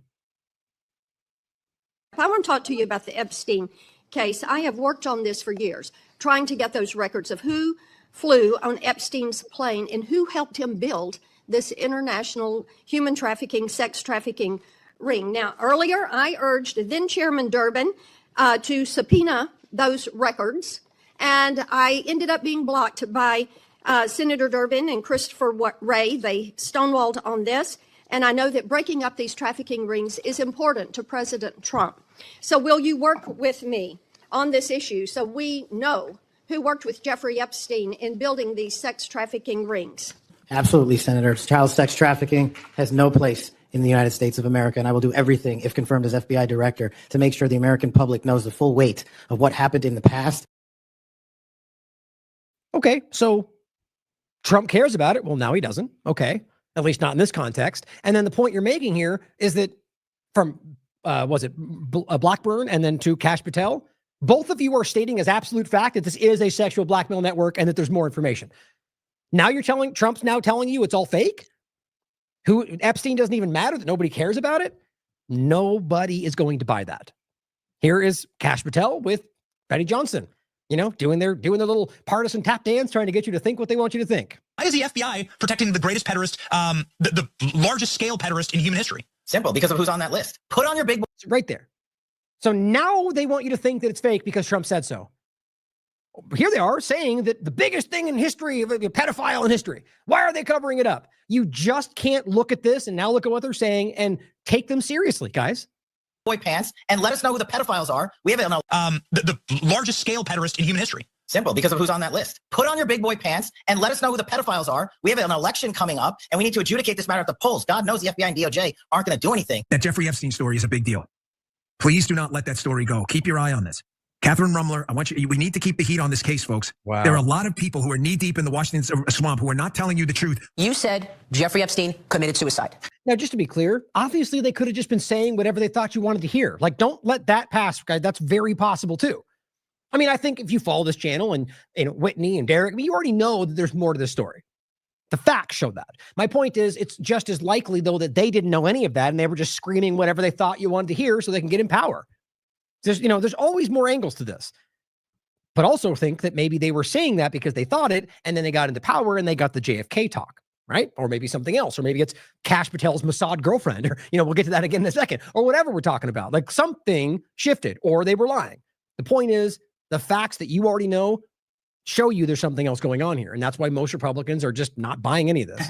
People don't believe it. Well, I mean, listen, they have a right to their opinion, but as someone who has worked as a public defender, as a prosecutor, who's been in that prison system, who's been in the Metropolitan Detention Center, who's been in segregated housing, you know a suicide when you see one, and that's what that was. He killed himself. You want me to? I've seen the whole file. He killed himself. Jeez. Wow. Well, here's a couple more things she shows you. She's saying, let's definitely not remember any of this. Just going through all the different posts. Libs of TikTok, Epstein files are being released. Glenn Beck says Epstein files will drop in the next 10 days. Glenn, all the rest, Patrick Bet, Dave. I mean, all these people are just, whether they just want to go along to get along to benefit off the Trump train or they're lying for other reasons. These people are just constantly pushing whatever BS they need to get in front of you guys. Here, Libs of TikTok again, of course. Breaking, AG Pam Bondi says FBI received a truckload of documents. She said that. We can't prove any of this. Like, she wants to tell you, but it was all just a bunch of downloaded porn from the websites. Come on, guys. Insane. Release the Epstein list. And now they don't want to call it out. So Libs of TikTok will say that all day long if they can make it about a Democrat. But now that it's Trump, we're going to act like it's all okay. Odds are now up 64% on Kash that Trump declassifies the Epstein documents. Bounty is holding a conference later today. On Kalshi. The betting thing. Reporter, will you really be releasing the Epstein files? Bondi is sitting on my desk right now. All this matters. Here's Libs of TikTok we showed before. Trump says he'll release the Epstein files if elected. Democrats are shaking right now. Come on, guys. Pretty wild. Now, this is one of them that's really important, or rather just really clear. This shows cat turn on top saying, if you're in any government and you're protecting gang rapists and pedophiles, there's 100% chance you're a pedophile. Cat turd, 2025. July instead of January. Here we go. This account says Trump's a pedo. Imagine believing this piece of SHIT troll. Are you seeing this now? Okay, based on your logic, that's exactly what's happening now. But see, they don't follow logic. They follow reactionary, emotional, whatever, political, what's the right word? Reaction, reactive, kind of just responding to what's in front of you. You don't consider whether it applies with your principles. These people will just scream whatever works for the moment. Here's another example. And this is what I find hilarious, by the way. This account's called Retard Finder. It's one that they have loved up until now because largely I think they go after Democrats. But what I find I think because This Is You is getting so much attention, Retard Finder stepped into it and starts calling out the obvious hypocrisy of the day, which is the Republicans who are contradicting themselves every 30 seconds right now. I simply said, to now find themselves made fun of on the very account they have been cheering on, but only as it highlights Democrat hypocrisy, is, damn it, an obvious sign that illusions are crashing down, at least as I see it. And this is the one saying, if you know who the pedo rapists are, you were involved in Epstein's Island, and you hide that info because they're famous actors or influential politicians. You're just as guilty as they are and just as scummy as they are. Okay? This one says, my patience is wearing thin when it comes to arresting government thieves. Epstein's rape island pedos and thieves who have stolen trillions that Doge has exposed. The traitors who set up Trump, the network who tried to assassinate him, the child traffickers, the traitors who stole the election in 2020, the COVID demons who lied about everything and killed millions are swatters. Hundreds of Congress members who are getting rich through insider trading, and on and on and on. I trust Trump and team, which is embarrassing to say about a politician. But we must have accountability. If this doesn't happen with hundreds, possibly thousands of arrests of these traitors, nothing changes. Well, here we are. This one says the pedos who were involved on the island, SHIT, on Epstein's rape island, have been protected long enough. Release the list already. We have a right to know who they are, and we're sick and damn tired of these demons getting a pass for another minute. Arrest every single famous pedo who participated, every last one. So all the girls who have testified about seeing raped on Epstein's Island were lying, and Ghislaine Maxwell's in prison for being a madam for nobody. Please tell us this is fake news. This is not new. I really don't care how they release the Epstein files as long as they get released. Now, you get the point. It goes on and on and on and on until today. Let's look at the newest one here. Yeah, look at this. This is just insane to me. Okay, yeah, so there's a couple of them. Epstein list with no redactions is on the top of that list. Now it says, just so you know, we now have the FBI and DOJ who's protecting every single rich, powerful, and famous person who went to Epstein's rape island. Our country can't survive a government who protects pedophiles over victims. These agencies are beyond repair. They absolutely second me. You? Okay. Now to currently today, everyone, my advice is to mute or block all negative black pill accounts. It's amazing how successful the first 6 months of Trump's administration has been. Don't let these sourpuss chronic complainers hijack your happiness. Be positive. You're winning. Have a great Saturday. And then Kash Patel comes out and says the conspiracy theorists just aren't true. Never have been. It's an honor to serve. This is about Epstein. And he says, fire. I mean, that's a special kind of stupid, guys. Gunther Eagleman, speaking of, he says, you can't do both, or you can do both. Be angry that people who raped innocent children on island walk free and still support President Trump at the same time. I do. Well, you can do whatever you want. That's an insanely stupid thing to say, seeing as how you're literally supporting the person who's allowing them to continue to walk free. I simply just said team sport politics, which is what this is. Just straight up cheerleading. This one, Cat Turd says, good night, everyone. Oh, that's why I just played for you. My advice is to block everybody. I said, and now they're back to calling anyone pointing out the obvious black-pilled. Don't let yourself be gaslit by these weak-willed followers. You know what this is. It's never been more obvious. This you points out Mila Joy. Back in 2025, January, released the Epstein files. And then here she is, July 12th. Agreed. And if Dan says there's nothing to the Epstein files, I believe him. Wild. Now, this is my point from earlier. Now, anybody in the chat have any update on this in regard to whether Bongino has stepped down? Because I have seen in the past where something like this kind of drifts out on Twitter and then everything says it's not true until an hour later, until it breaks through. You know, like that's possible. But let me know in the chat whether this comes to pass. What it appears to me is that this is what's been circulating since yesterday. And I think a lot of people are pointing at this as if this is Bongino saying that. As far as I can tell, that doesn't appear to be the case. She's just making it like a satirical point about this, saying, Bongino here, I must get out of this terrible position where I am helpless to see what's really going on so I can get to the bottom of Jeffrey Epstein's situation. And then says, Kash Patel can come with me if he wants. I've always felt like there's no quote. And he makes fun of him kind of with kettlebells, and it doesn't seem real.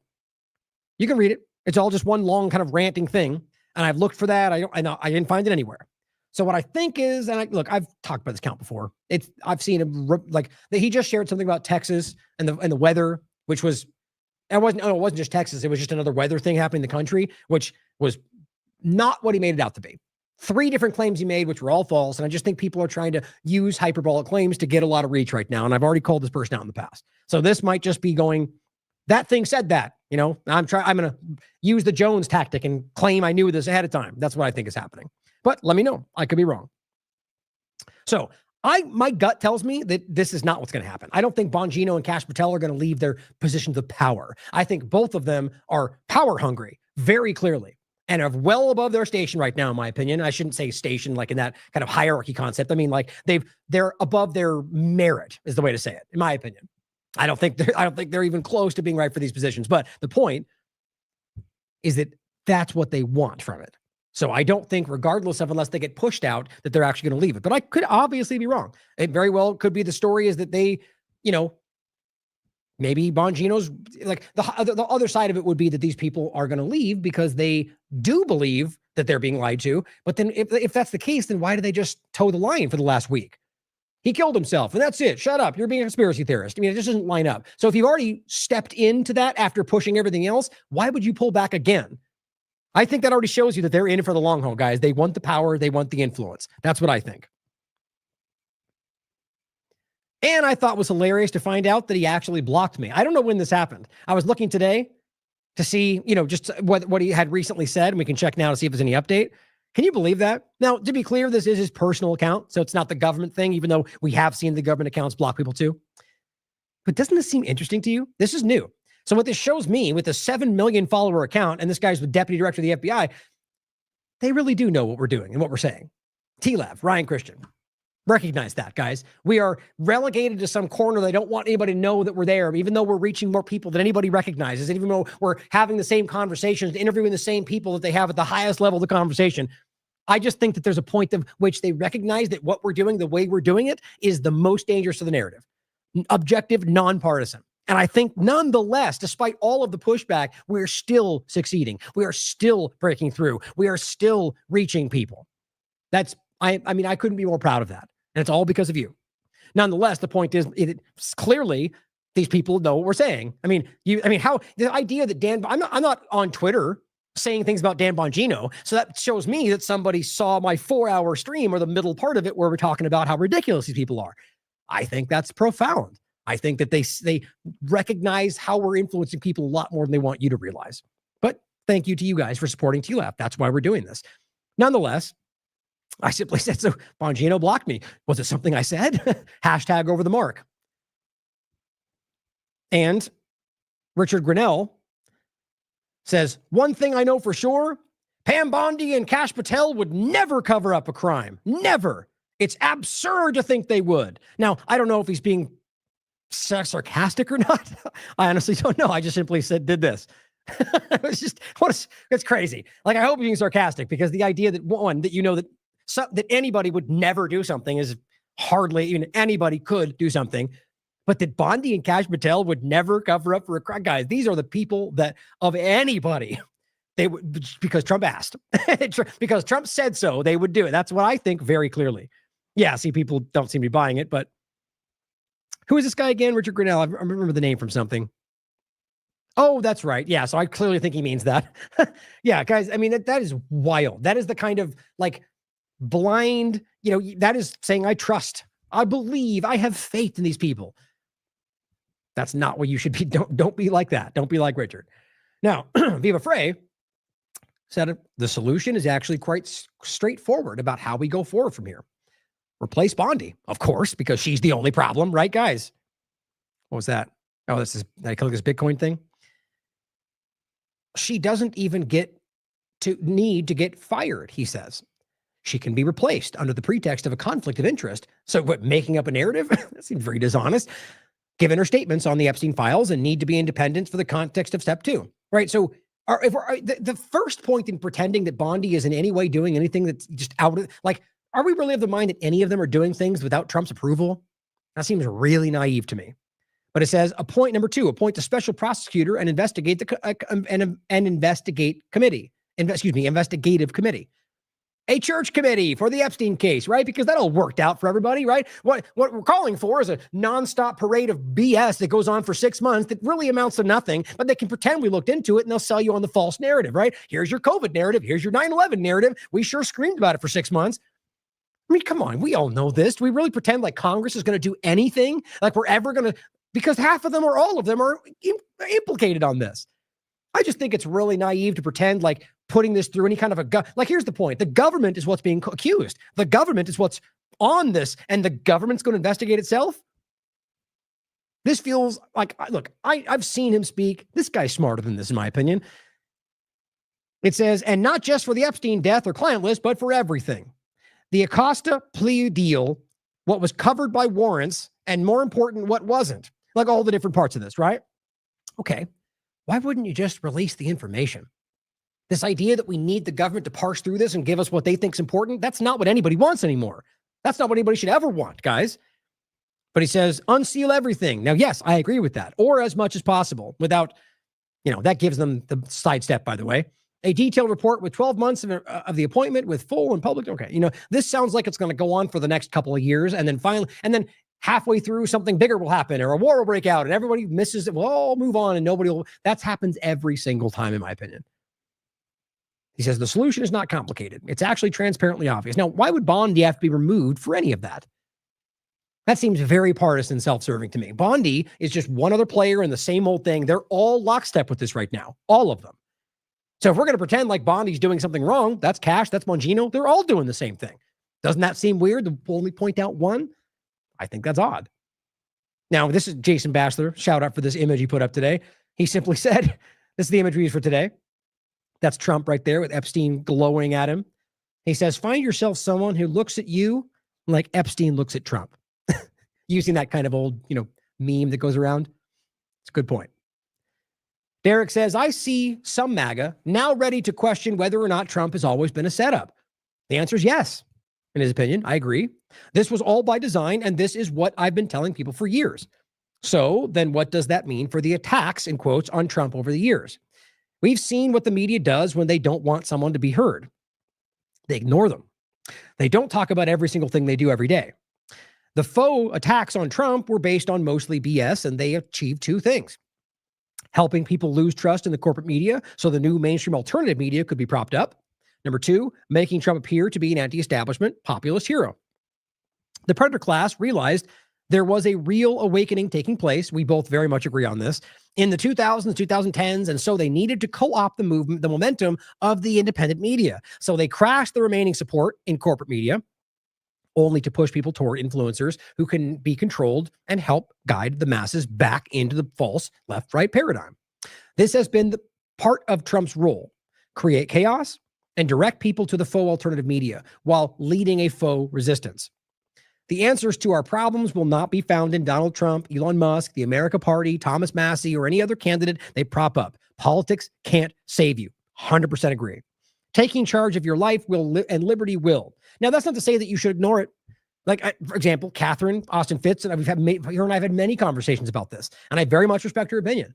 I'm too jaded when it comes to politics, but that doesn't mean that I'm going to ignore the possibility of people trying to work through that to see some positive outcome. Like, I've seen them work through things in Tennessee, for example, with the Stop Spraying Us bill. Now, like I said, it still doesn't solve the problem, but it does, in fact, take a good step in the direction of stopping a certain area from being sprayed. They're just spraying above it, which is what we talked about. The point, though, is that that is still a good step, and I do think people did it for the right reasons. I could be wrong. The point, though, is that I will not support anything political and voting people and politicians. I just think we're being played that direction.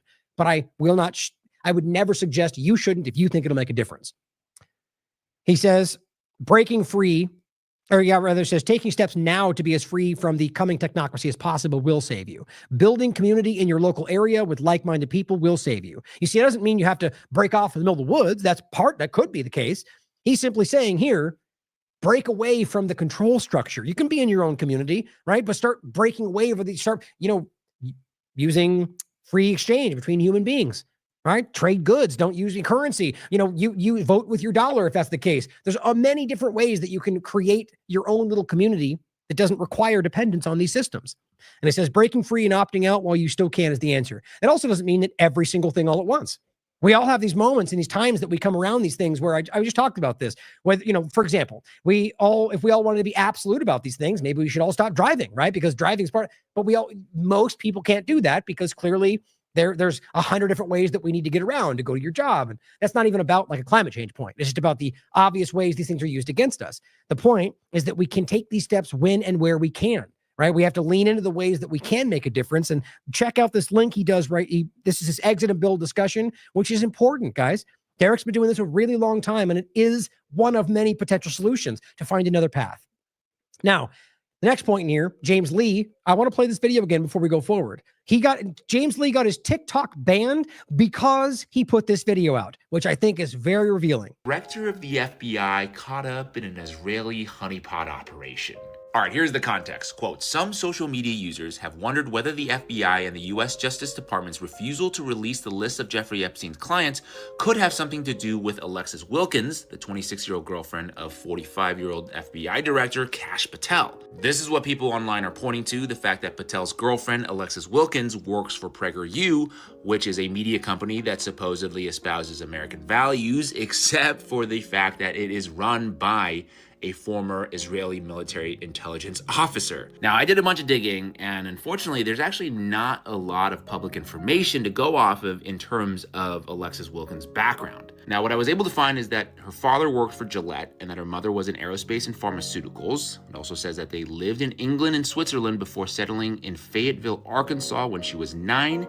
It also says that she attended College du Le Monde International School in Switzerland. Now, interestingly, ChatGPT is calling this a strange biographical gap in that she has no visible friend network or public high school college cohort interviews, which they say is unusual for a public figure in entertainment, and that if a Mossad asset were inserted early in life, these gaps would be precisely where you'd hide alternate history or handler training. Dr. Simon Goddick says that Alexis Wilkins is nearly 20 years younger than Kash and also works for an NGO that's basically Israeli intelligence, that's PragerU that he's referring to, and he says, seriously, why would an attractive young woman date a not-so-attractive Indian American? Classic honeypot. I mean, I don't know. Who are we to really judge what people are attracted to and not attracted to? Anyway, I'm not sure what's true or what's not true, but evidently these are, quote, classic elements used in honeypot operations: soft power, ideological alignment, and sexual emotional entanglement. Let me know what you think.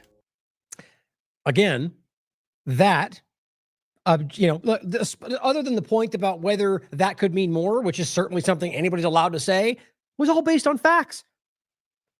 And yet that's enough for TikTok to completely ban his entire account. And as he says, we are not a free country. I mean, that's why do you think that is? Now, if you did an entire video about any other politician having a girlfriend that might be in the Chinese military, do you think that would get you censored? Now ask yourself why one is censored and one is not. I don't need to answer that for you. I think it's it is self-explanatory. There's something else going on there. There's an entity that doesn't want that to be discussed through U.S. media. And the fact that they can make that disappear says everything. And no, I'm not talking about Jewish people at large. It's very clearly much more than that. Zionism is the real point. If you want to know more about that, we've done 100 different shows on the co-option of Judaism by Zionism. And there's plenty of Jewish people in the world that will speak for hours on end about how Zionism is a manipulation of Judaism. And guys, it is a growing and rapidly evolving conversation in the world. Orthodox Jewish communities all over the world are beginning to call this out. Look it up. We've talked about it constantly. Now, I thought it was worth pointing out in this overlap of like the infiltration point that we didn't go in deep today, but we just played the clip from Wilkerson telling you that the Pentagon was overtaken by Mossad in 2002. That's his statement. The worth considering in this is that there's more going on. I just thought that was interesting to think about. Remember we just talked about this in June 14th? Minnesota suspect was security contractor tied to Gaza West Bank. It's funny how we just dropped that story. Like this guy, what happened to that? The guy with the mask? Did they ever even find out what? I mean, it's just these things just drift into the background. The point was the guy was a security contractor who literally had security clearance in the most dangerous places in the world, like Gaza and the West Bank and the Middle East. Hopefully you can consider what that might mean. The idea that we are seeing much more begin to happen, and I don't think it's in the interest of Americans. Here, Netanyahu says Israel's 8th front, admitting to you that they're in a multi-front war with a bunch of countries that are, illegal war fronts, killing civilians in Lebanon and Syria and Gaza and what am I missing here? Anyway, the point is multiple fronts of war that Israel's involved in, acting like we're always defending ourselves. Imagine trying to pretend you're defending yourselves against this many illegal fronts of war. Insane, especially since you are obviously starting these in every single context, despite the screaming lies of Zionists. The point, the eighth front is against you, America. He's not even trying to hide that. He's now turning his eighth front on disinformation. And what do you think he means by that? Anti-Semitism. Trump's okay with that. Trump's spearheading that for him. The eighth front, the disinformation campaign is humongous. It takes a second for a lie to circulate the world, and then you have to battle it with the only weapon you have, which is the truth. Yeah, except you're not using the truth. You were the ones that spread the lies about beheaded babies and rape and everything else that has now been definitively proven by Israeli news and everybody else in the world to be lies. But imagine sitting there knowing everyone knows that, knowing that you've been caught lying, even by Haaretz in the corporate media, everywhere, and just standing there and saying, we have to stop disinformation? I mean, that's as embarrassing as having the U.S. government tell you that. They know you see them. You understand that. So ask what this is really about. And truth is slower than lies and more difficult to ascertain because you have to get the facts. When you lie, you can say anything, and it's instantaneous. When you tell the truth, you have to ascertain the facts, and until you do that, in the electronic age, boy, that lie could encircle the earth, 1,000 times. So it's a handicap, but we'll fight the information war too. Basically, you have the weapon of truth. We just have to be more efficient at disclaiming this, and I think we have to shame the media that does this. I mean, I know you're sort of tepid and mild about that. You should continue with your passion to speak for the truth and to shame those who spread the lies. I don't see any other solution. Do you? No. No. Thanks, Zionist Mark Levin. The point is clearly anybody saying anything away from our narrative, you need to attack them, right? But now it's gone beyond that. Deport them, arrest them, remove their citizenship. Israel's doing that to Americans. I mean, if you haven't, it's not even like a hyperbolic statement. Trump many times has now said the priority is on U.S. citizens. Yes, you can say naturalized, but in both statements he made, he says, or born here. It's obvious where this is shifting. Now, that doesn't mean it's going to happen tomorrow, maybe not at all. But the really obvious push is that they're setting this up for you to be framed as the problem, whether it's because of anti-Semitism, whether it's about anything else. And now you're being dealt with, attacked, censored, removed because of a foreign country's interest. Sure as hell's not America first. I'll tell you that right now. Now, I'll, as always, include this long thread of many different points of Trump telling you that he will censor Americans for Israel. Here's one of the most obvious. We will remove the jihadist sympathizers and Jew haters. We're going to remove the Jew haters who do nothing to help our country. They only want to destroy our country. Okay. The obvious point is always, even if they were actual people that truly hated Jews, that's not against the law. You're allowed to think and act, or think and say whatever you want. That's the truth.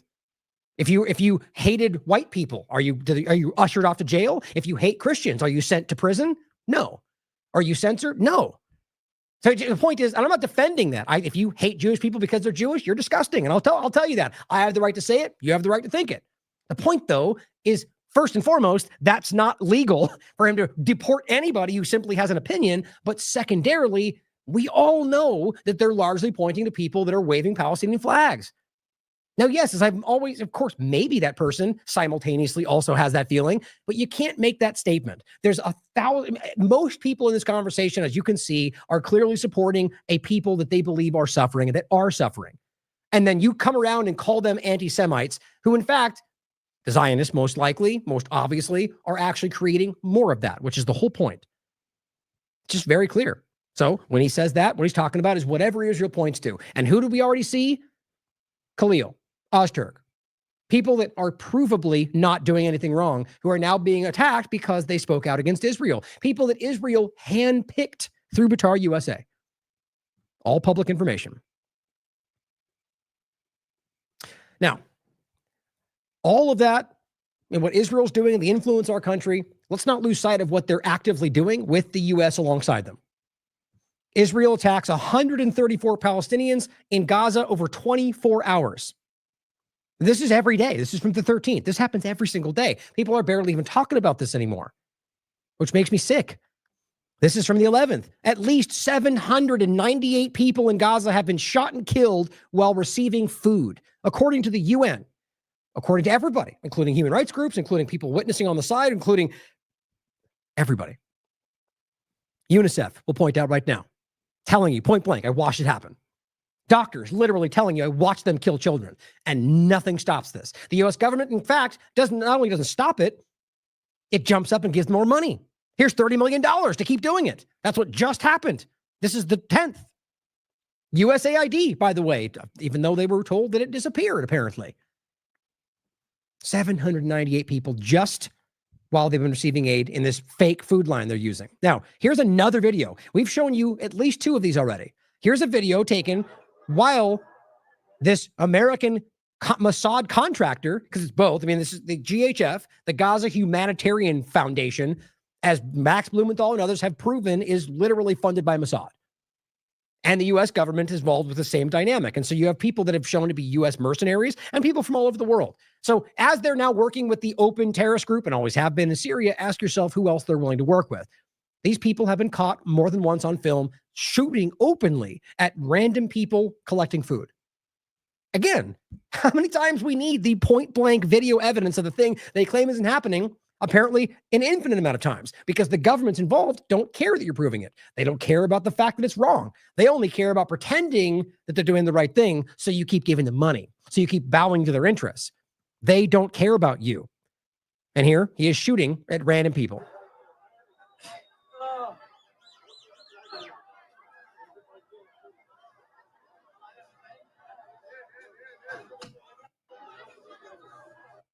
Over and over and over. A U.S. soldier mercenary directly targets those waiting for aid in a distribution center. And you realize, guys, this I'm going to play from UNICEF. They're watching this. There are people from all over the world now, and they still don't seem to care. This is James Elder from UNICEF. Here's what he has to say. Tell us what your evidence is for this very serious claim that the Israeli Defense Force is actually shooting children as they queue for food. I mean, that's a very, very serious allegation. That's clearly a war crime if it's true. How do you back it up? Yeah, unfortunately for me, Richard, I met those children. So part of it is that this aid distribution point is so problematic, bizarrely, not only because we're seeing children shot and wounded there, but because it's trying to sideline humanitarian aid, which had 400 distribution points. So UNICEF, we were part of 400 distribution points. We went door to door for malnutrition.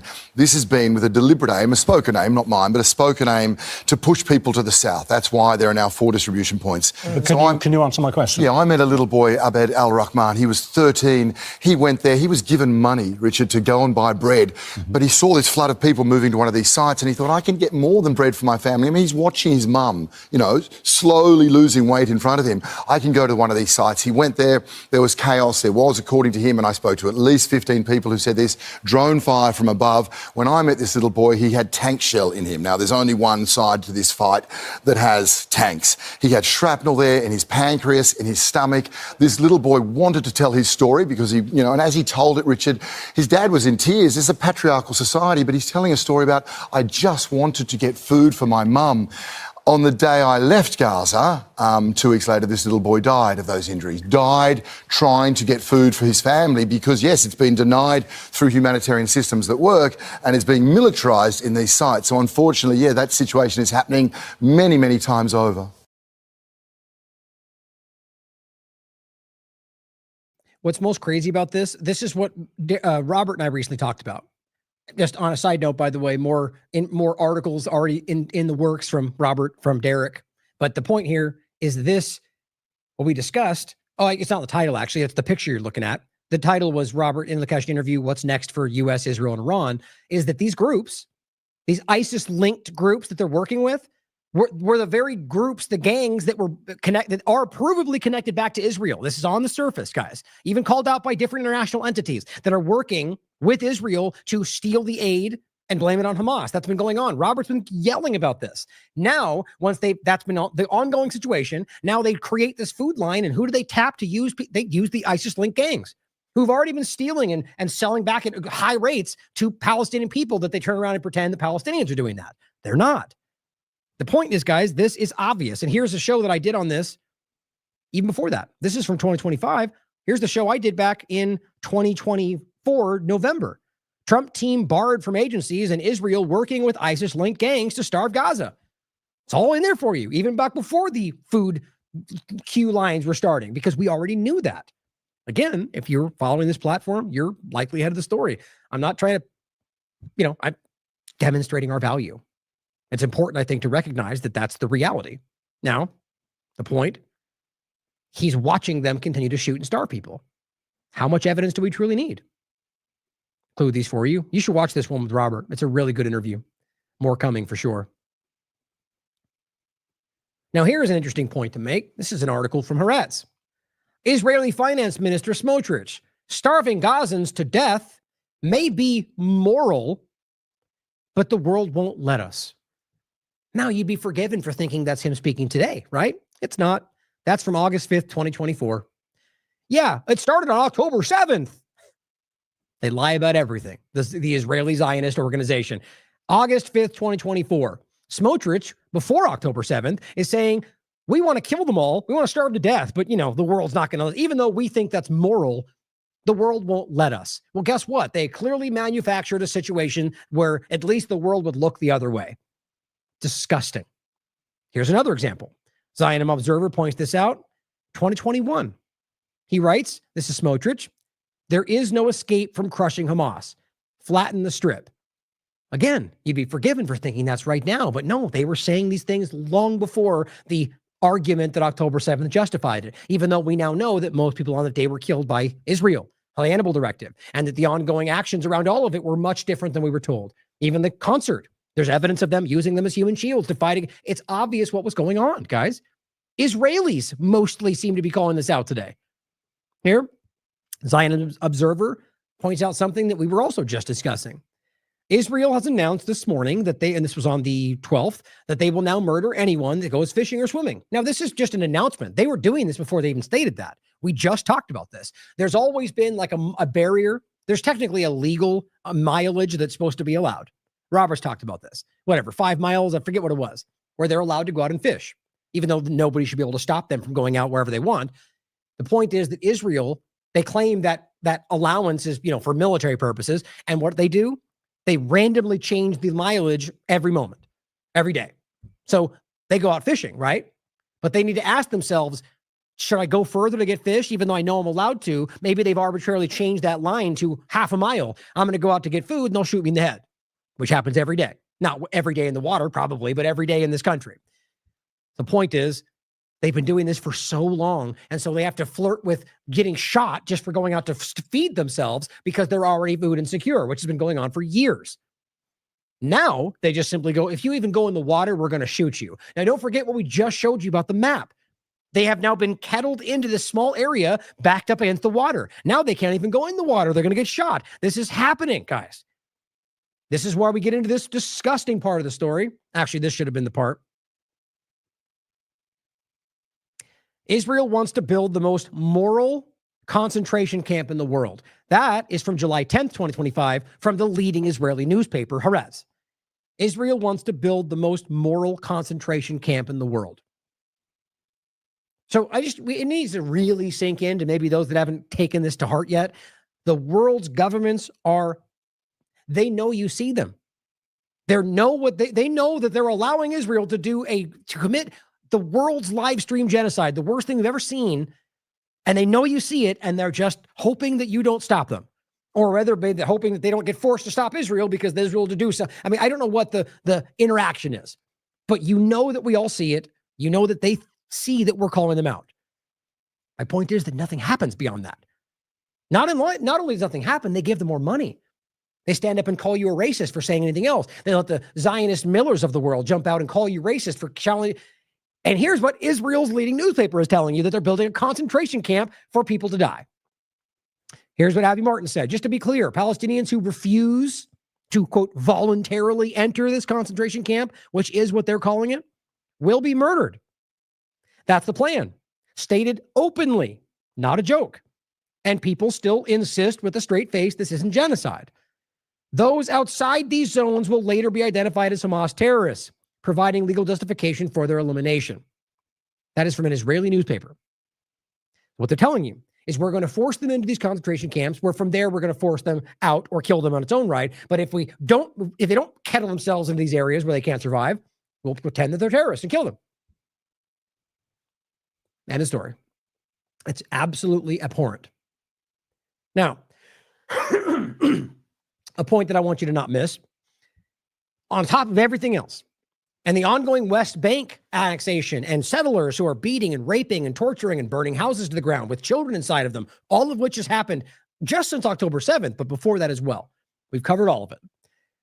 That an American was beaten to death by Israeli settlers. Where are all the Americans? Where's the American government?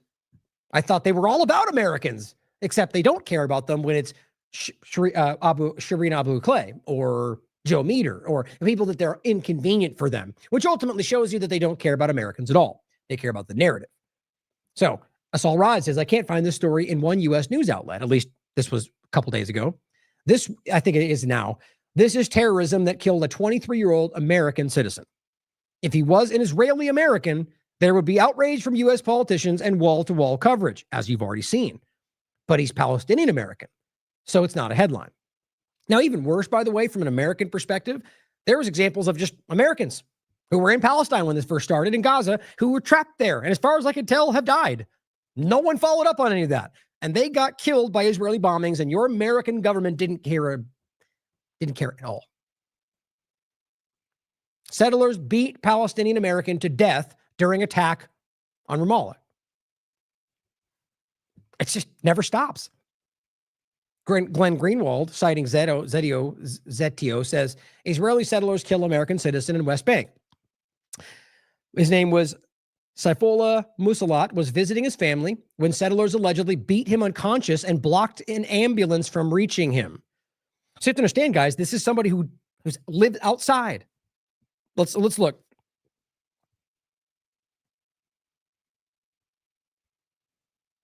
See if we can find it. The point was somebody who came to visit his family in the West Bank. All right, so you can't get into Gaza. So this is somebody who's living, he's an American citizen.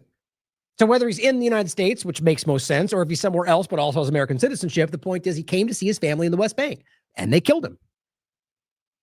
There is nothing off limits for these people. So ask yourself, if they're willing to kill an American citizen because he comes to see his family in the West Bank, or they just do it and didn't cover it up, what do you think they're willing to do to you anywhere? As Israel has repeatedly said that there's no international law that binds them, that they're not bound by these things. They can legislate and act anywhere in the world. They've said it many times over the years. And now they're literally killing Americans if they happen to go. How long until that becomes everywhere? You may think that sounds crazy, guys, but the information, the track record, it's very real.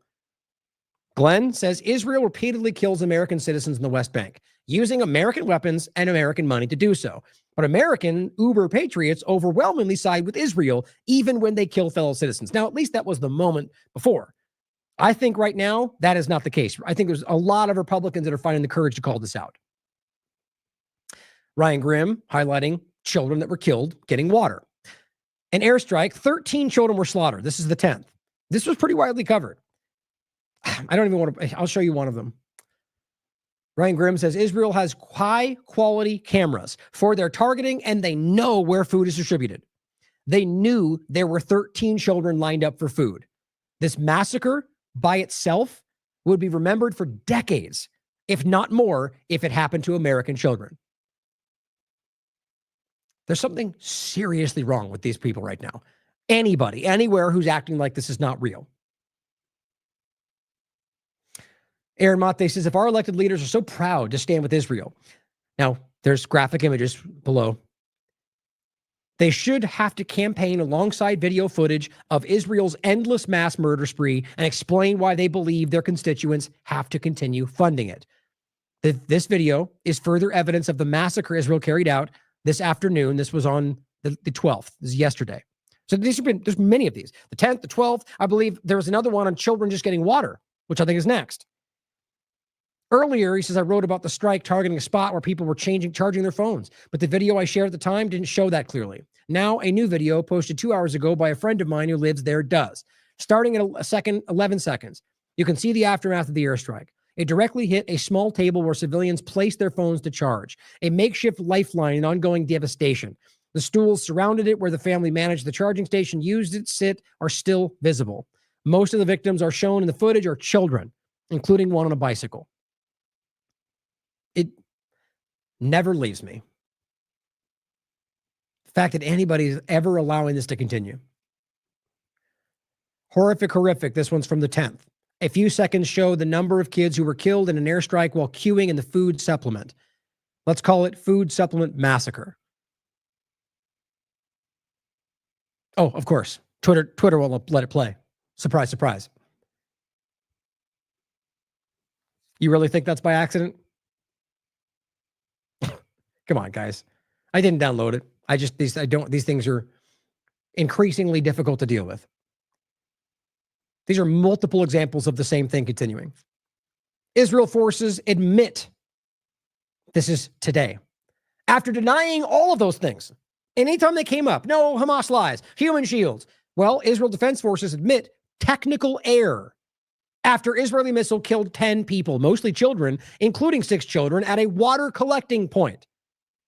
So we're showing you food examples. We were showing you phone charging areas, children collecting water, and they literally bomb them to death and go, oops, technical error. Are we talking about a Palantir technical error? Or are we talking about an oops, we shot children technical? I mean, what are we talking about? What's the error here? How can you accidentally murder 6 children with a bomb? I mean, what are we talking about, guys? Mel says, Israel dropped a missile big enough to kill 10 people, 6 of them children, and injure another 17 as they stood in line for water. Their excuse? A technical error. We were actually trying to bomb a single militant standing a few meters away, is what they're claiming. So that's called a crime, guys. I don't care if it's an accident or not. It's despite the fact that their entire track record this whole time proves that it's not an accident. No one does anything about any of this.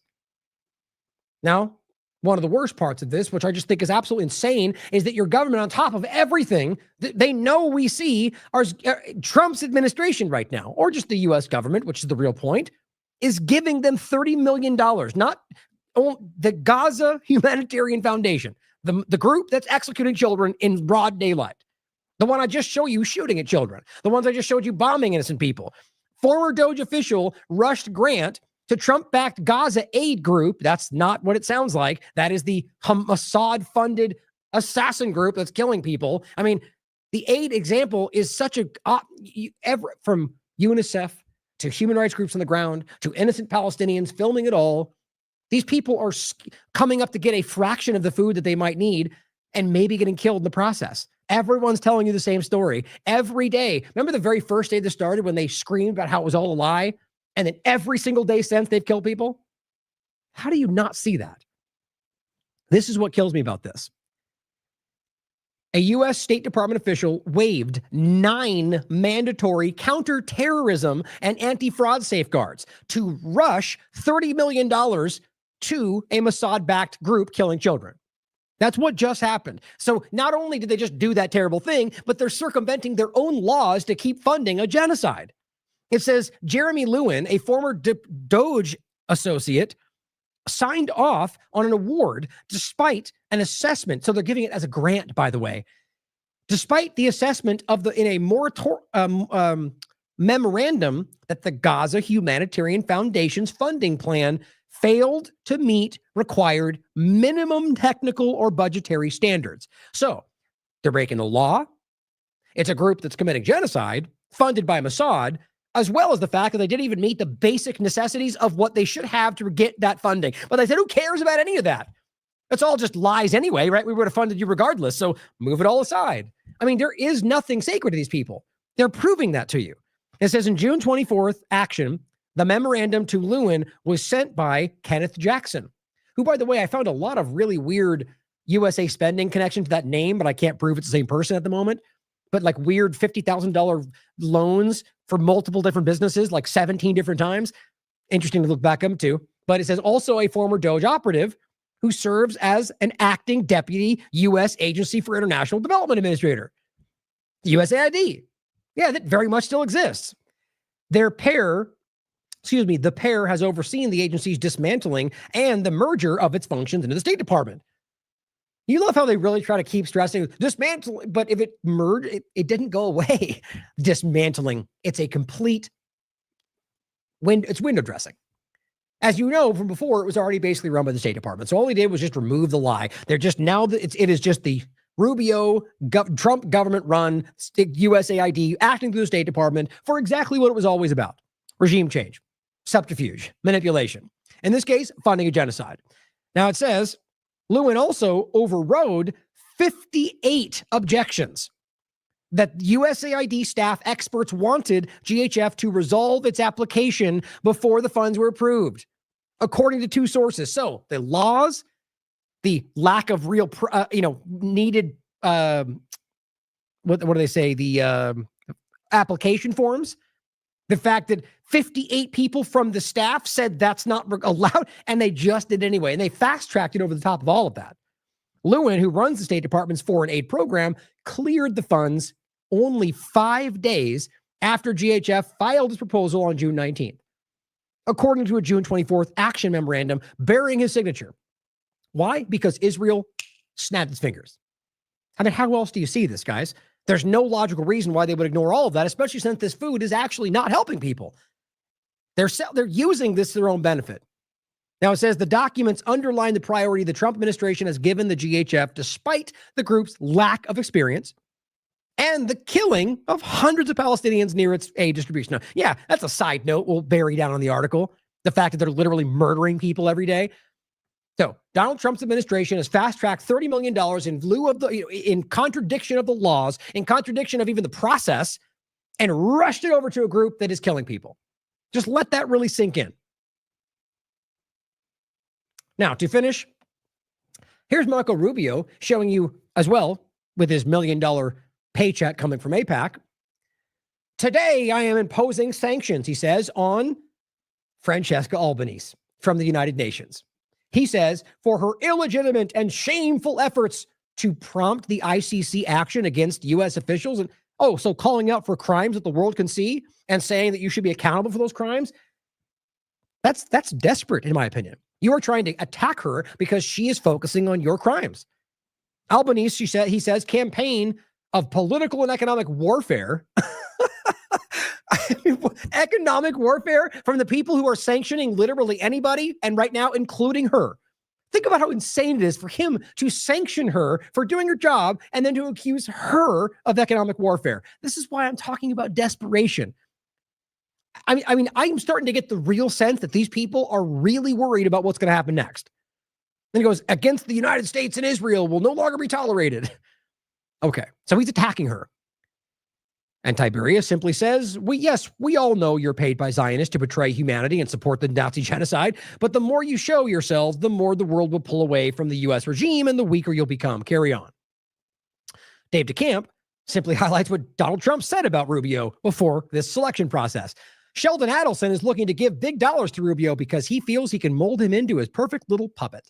Don't forget, Adelson also funded Trump. Miriam, but same point. So they're all compromised, in my opinion, but the point is they're willing to call each other out when it suits their immediate interest because they're manipulators. Now, Natasha says, yesterday I met with Francesca Albanese to express Slovenia's appreciation for her dedicated work in defending the rights of Palestinians in the occupied Palestinian territories. That's Gaza, West Bank. Really, all of Israel, if you understand the reality. During her visit to Slovenia, we received news of the sanctions imposed against her by the United States. Slovenia firmly upholds the independence and integrity of UN special procedures, which play a crucial role in promoting accountability and addressing serious human rights violations worldwide. I deeply regret the sanctions imposed on Ms. Albanese and emphasize our continued commitment to international law and to support all those who strive to protect human dignity everywhere. Glenn says, we just interviewed Special Rapporteur Francesca Albanese, one of the planet's most courageous advocates. She is easily, like if we're going to talk about Massey in contrast to the Congress and still have rightfully doubts and concerns about what might, question everything, it's the same point here. She might as well be the Massey in the UN, guys. She is clearly The track record, which is, you know what I care about more than anything, the fact that they follow through what they say, and the track record shows you that they have the principles, they're consistent with their principles. She is easily the most principled person that I'm seeing in this conversation, who has just relentlessly stood her ground with what we can prove is the truth. And that's why weak-willed people like Rubio are going after her, because Israel says so, which is very clear in my opinion. The idea that you're going after her for doing her job, I mean, look, even if you think she's wrong, what she's doing is her job. And so he's going after her like they always do, like Bolton and Pompeo and everybody else attacked their families in the ICC. Said, well, they more than once threatened the families of these workers because they said, what you're doing in Afghanistan is a crime. These people are desperate. He goes, the constant attacks on her for the crime of documenting Israeli abuses culminated this week with sanctions on her imposed by Marco Rubio. I haven't seen the interview, but I'm sure it's good. Now, Trita Parsi comes out and says, and this is really important to think about. Now, whatever you think about Francesca Albanese on the right, even if you think everything they're saying is true, think about the comparison here. The man below is the founder of Al-Qaeda in Syria, the one on the left. That's the one they're currently telling you is the leader of Syria. The U.S. has just taken the sanctions off of him, off of his organization. Al-Qaeda, guys. I mean, think about how insane that is to say we're Al-Qaeda. A long time ago, they even started to float the idea that maybe they were somebody we could work with. That's the group they're telling you is responsible for everything we're dealing with. But the reality is, and hopefully we're coming to terms with this, it's an Israeli and U.S. proxy army. That's why you're now seeing them move their sanctions. How long? I mean, guys, it's an interesting time right now. Things that we've been telling you for a very long time based on facts are starting to become self-evident. And now you're going to start to see the Johnny-come-latelys jump in and make it a bombshell. Know that we've been showing you this for a very long time. All of the stuff. At the point, he is somebody they're no longer sanctioning. He is somebody they're working with. The woman on the right, Francesca Albanese, the U.S. has now imposed sanctions on her, telling you that she's a criminal and a terrorist. I think that speaks for itself. David Camp says, hey, Randy Fine. An American from your state of Florida was just murdered by Jewish settlers in the West Bank. Care to comment? Clearly not, because he doesn't care about Americans. Dave DeCamp pointing the story of the Israeli settlers killing Americans. Randy Fine is clearly, like Mast and all the rest, blindly supporting of Israel's interest against Americans, which is every single day. Look at what they're talking about. Now, they love to give lip service to everything American. It's their actions that matter. And the New York Times just called the lynching of an American citizen a clash. You know, you just can't miss what's happening here, guys. Again, if this was an American citizen anywhere else, it wouldn't be covered like that. If it was an Israeli American citizen, it would surely not be covered like that. The fact that it's anything related to Gaza, this is what you get. It doesn't matter that for them that it's a crime, that it's a massive, that this is, you're literally talking about people that just beat them to death.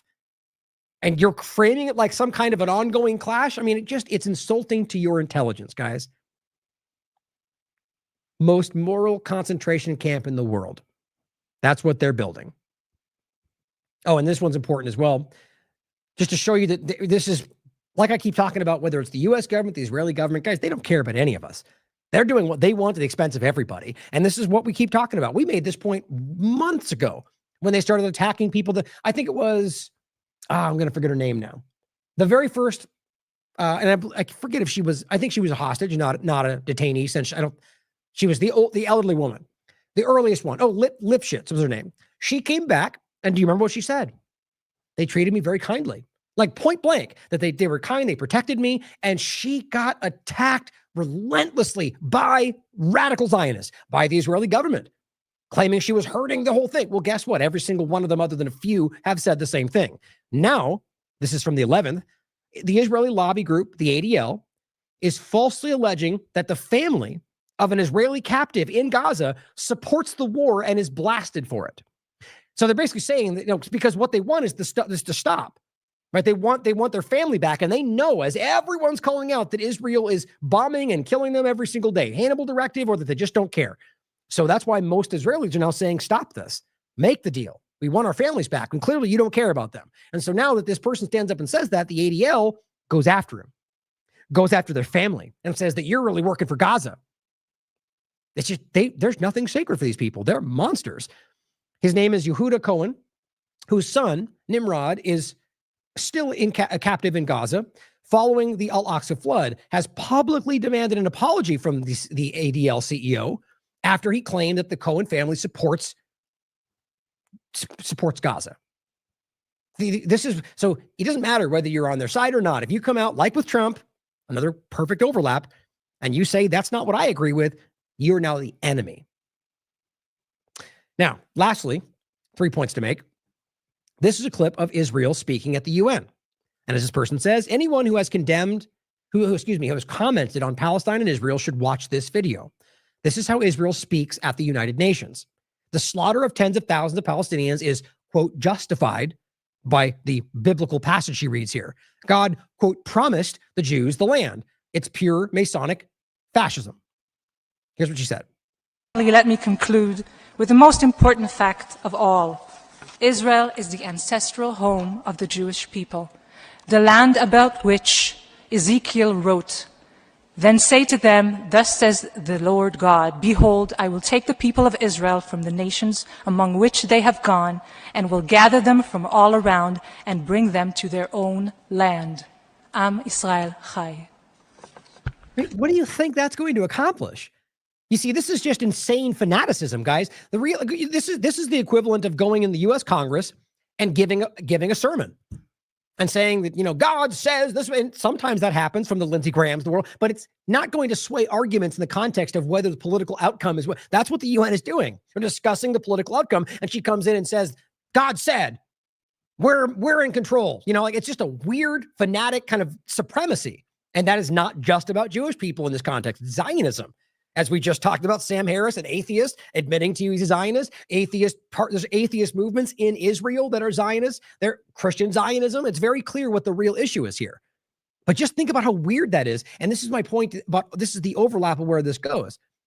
The biblical Zionists, or rather specifically, they're more accurately, the religious Zionists in his administration, from Waltz to Besant to Huckabee to Hegseth to Bondi to Noam, they're all very, very openly Zionist. Many of which, like I said, are like religious Zionist level, to like Hegseth or the rest that believe, by the way, as Israel does, that the West needs to be collapsed before the end times can come on, where they will apparently rule the world. How you think that makes sense or how that aligns with America First direction is beyond me. She is in front of a bunch of people in this room, most of which know that they're committing genocide, and her argument is to say, God said. I think that's important. Now, some of the jokes people make about this is Iran can't have a nuclear weapon because they're a radical religious theocracy, right?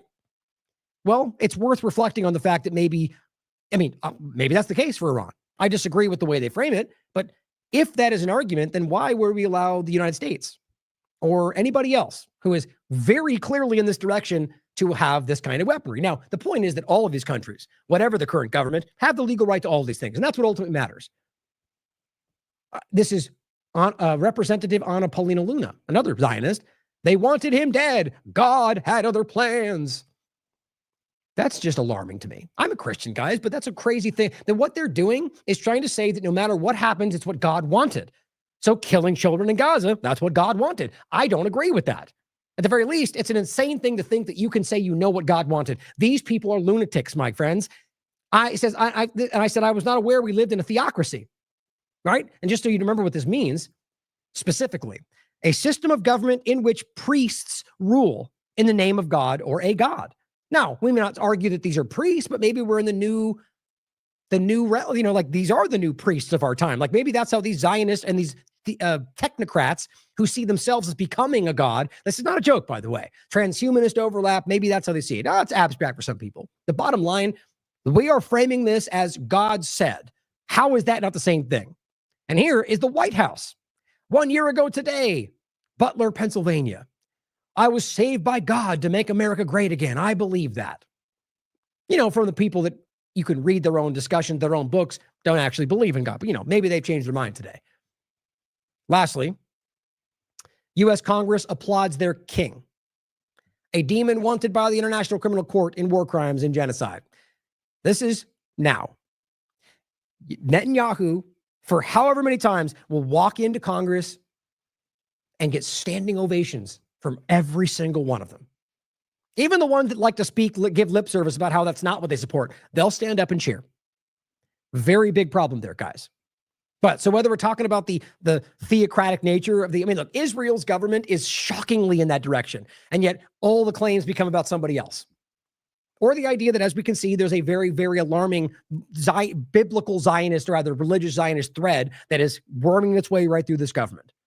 And what that means for what they believe, even if you don't believe what they're claiming, they believe these things. They'll act on these things. And if they believe that God says they should destroy Iran because that's what Israel wants, we need to really start reflecting on how real this can get if we let maniacs like that be in power or have any power. So we'll play this clip to finish, which just really needs to sink in for people, I think. The amount of influence it's not just about the fact that it's the world, the reputation of Netanyahu as the person in that room it's what's the word I used the other day? He's reviled. I mean, look in Israel's conversation. Most people in Israel fear him or hate him. Most people in the world have a very similar opinion about this person, arguing that he's created wars over the years just to keep himself out of prison. Many Israelis saying that right now. And yet this guy gets a standing ovation as he's supposed to be arrested by anybody who is aligned with the ICC. That's the U.S. government. They're supposed to arrest him on sight. And every one of them give him a standing ovation. It just needs to show you what's really happening. Now, you can debate whether that means complete control, whether they're in line, or whether the U.S. government just has the same agenda. My opinion is much more than just alignment. No, question me, obviously. Ask whether I'm wrong, look into it for yourself. But I think the facts show very clearly, whether through AIPAC or much, much worse than that, especially with this very alarmingly obvious Epstein overlap, that there's something else that's dictating things. Could be blackmail. Could be the fact that they're just aligned with Zionism. But there's something more happening here. And that's what we're beginning to see. And then it's showing itself in every single thing, not least of which is the obvious point. They're allowing a genocide to continue despite the fact that nobody supports it and everyone sees it. Thank you for continuing to support this platform, guys, because you are making a difference. Like today, more than usual, I'm feeling that way. There's so many bad things happening and so much shifting, but my God, people are starting to call this stuff out. And you need to grab those reins and really continue to, again, not try to form everyone's opinions, but drive it, allow the direction to be something that is objective, right? To where people can disagree and have amicable conversations and stop being guided by partisan madness that I think is clearly being driven by what we're talking about in order to keep us divided, to keep us lost. So this continues in this direction. And I mean, look, there's an obvious endpoint to this, guys. I don't think it's a positive outcome. Call it out. Recognize that you are not alone, that people around you are seeing the same things, and stand up and have the courage to call it out. Thank you for tuning in. I appreciate your support. We would not exist without you. And I know it in my heart. We're making a difference every single day just by being here, having this conversation, sharing the information. Everyone in the independent media, the Independent Media Alliance. I mean, we are making a difference right now. Just let that carry with you till the next show. Thank you all. I love you all. Thank you for being here. As always, question everything. Come to your own conclusions. Stay vigilant. Mr. Speaker, the Prime Minister of the State of Israel.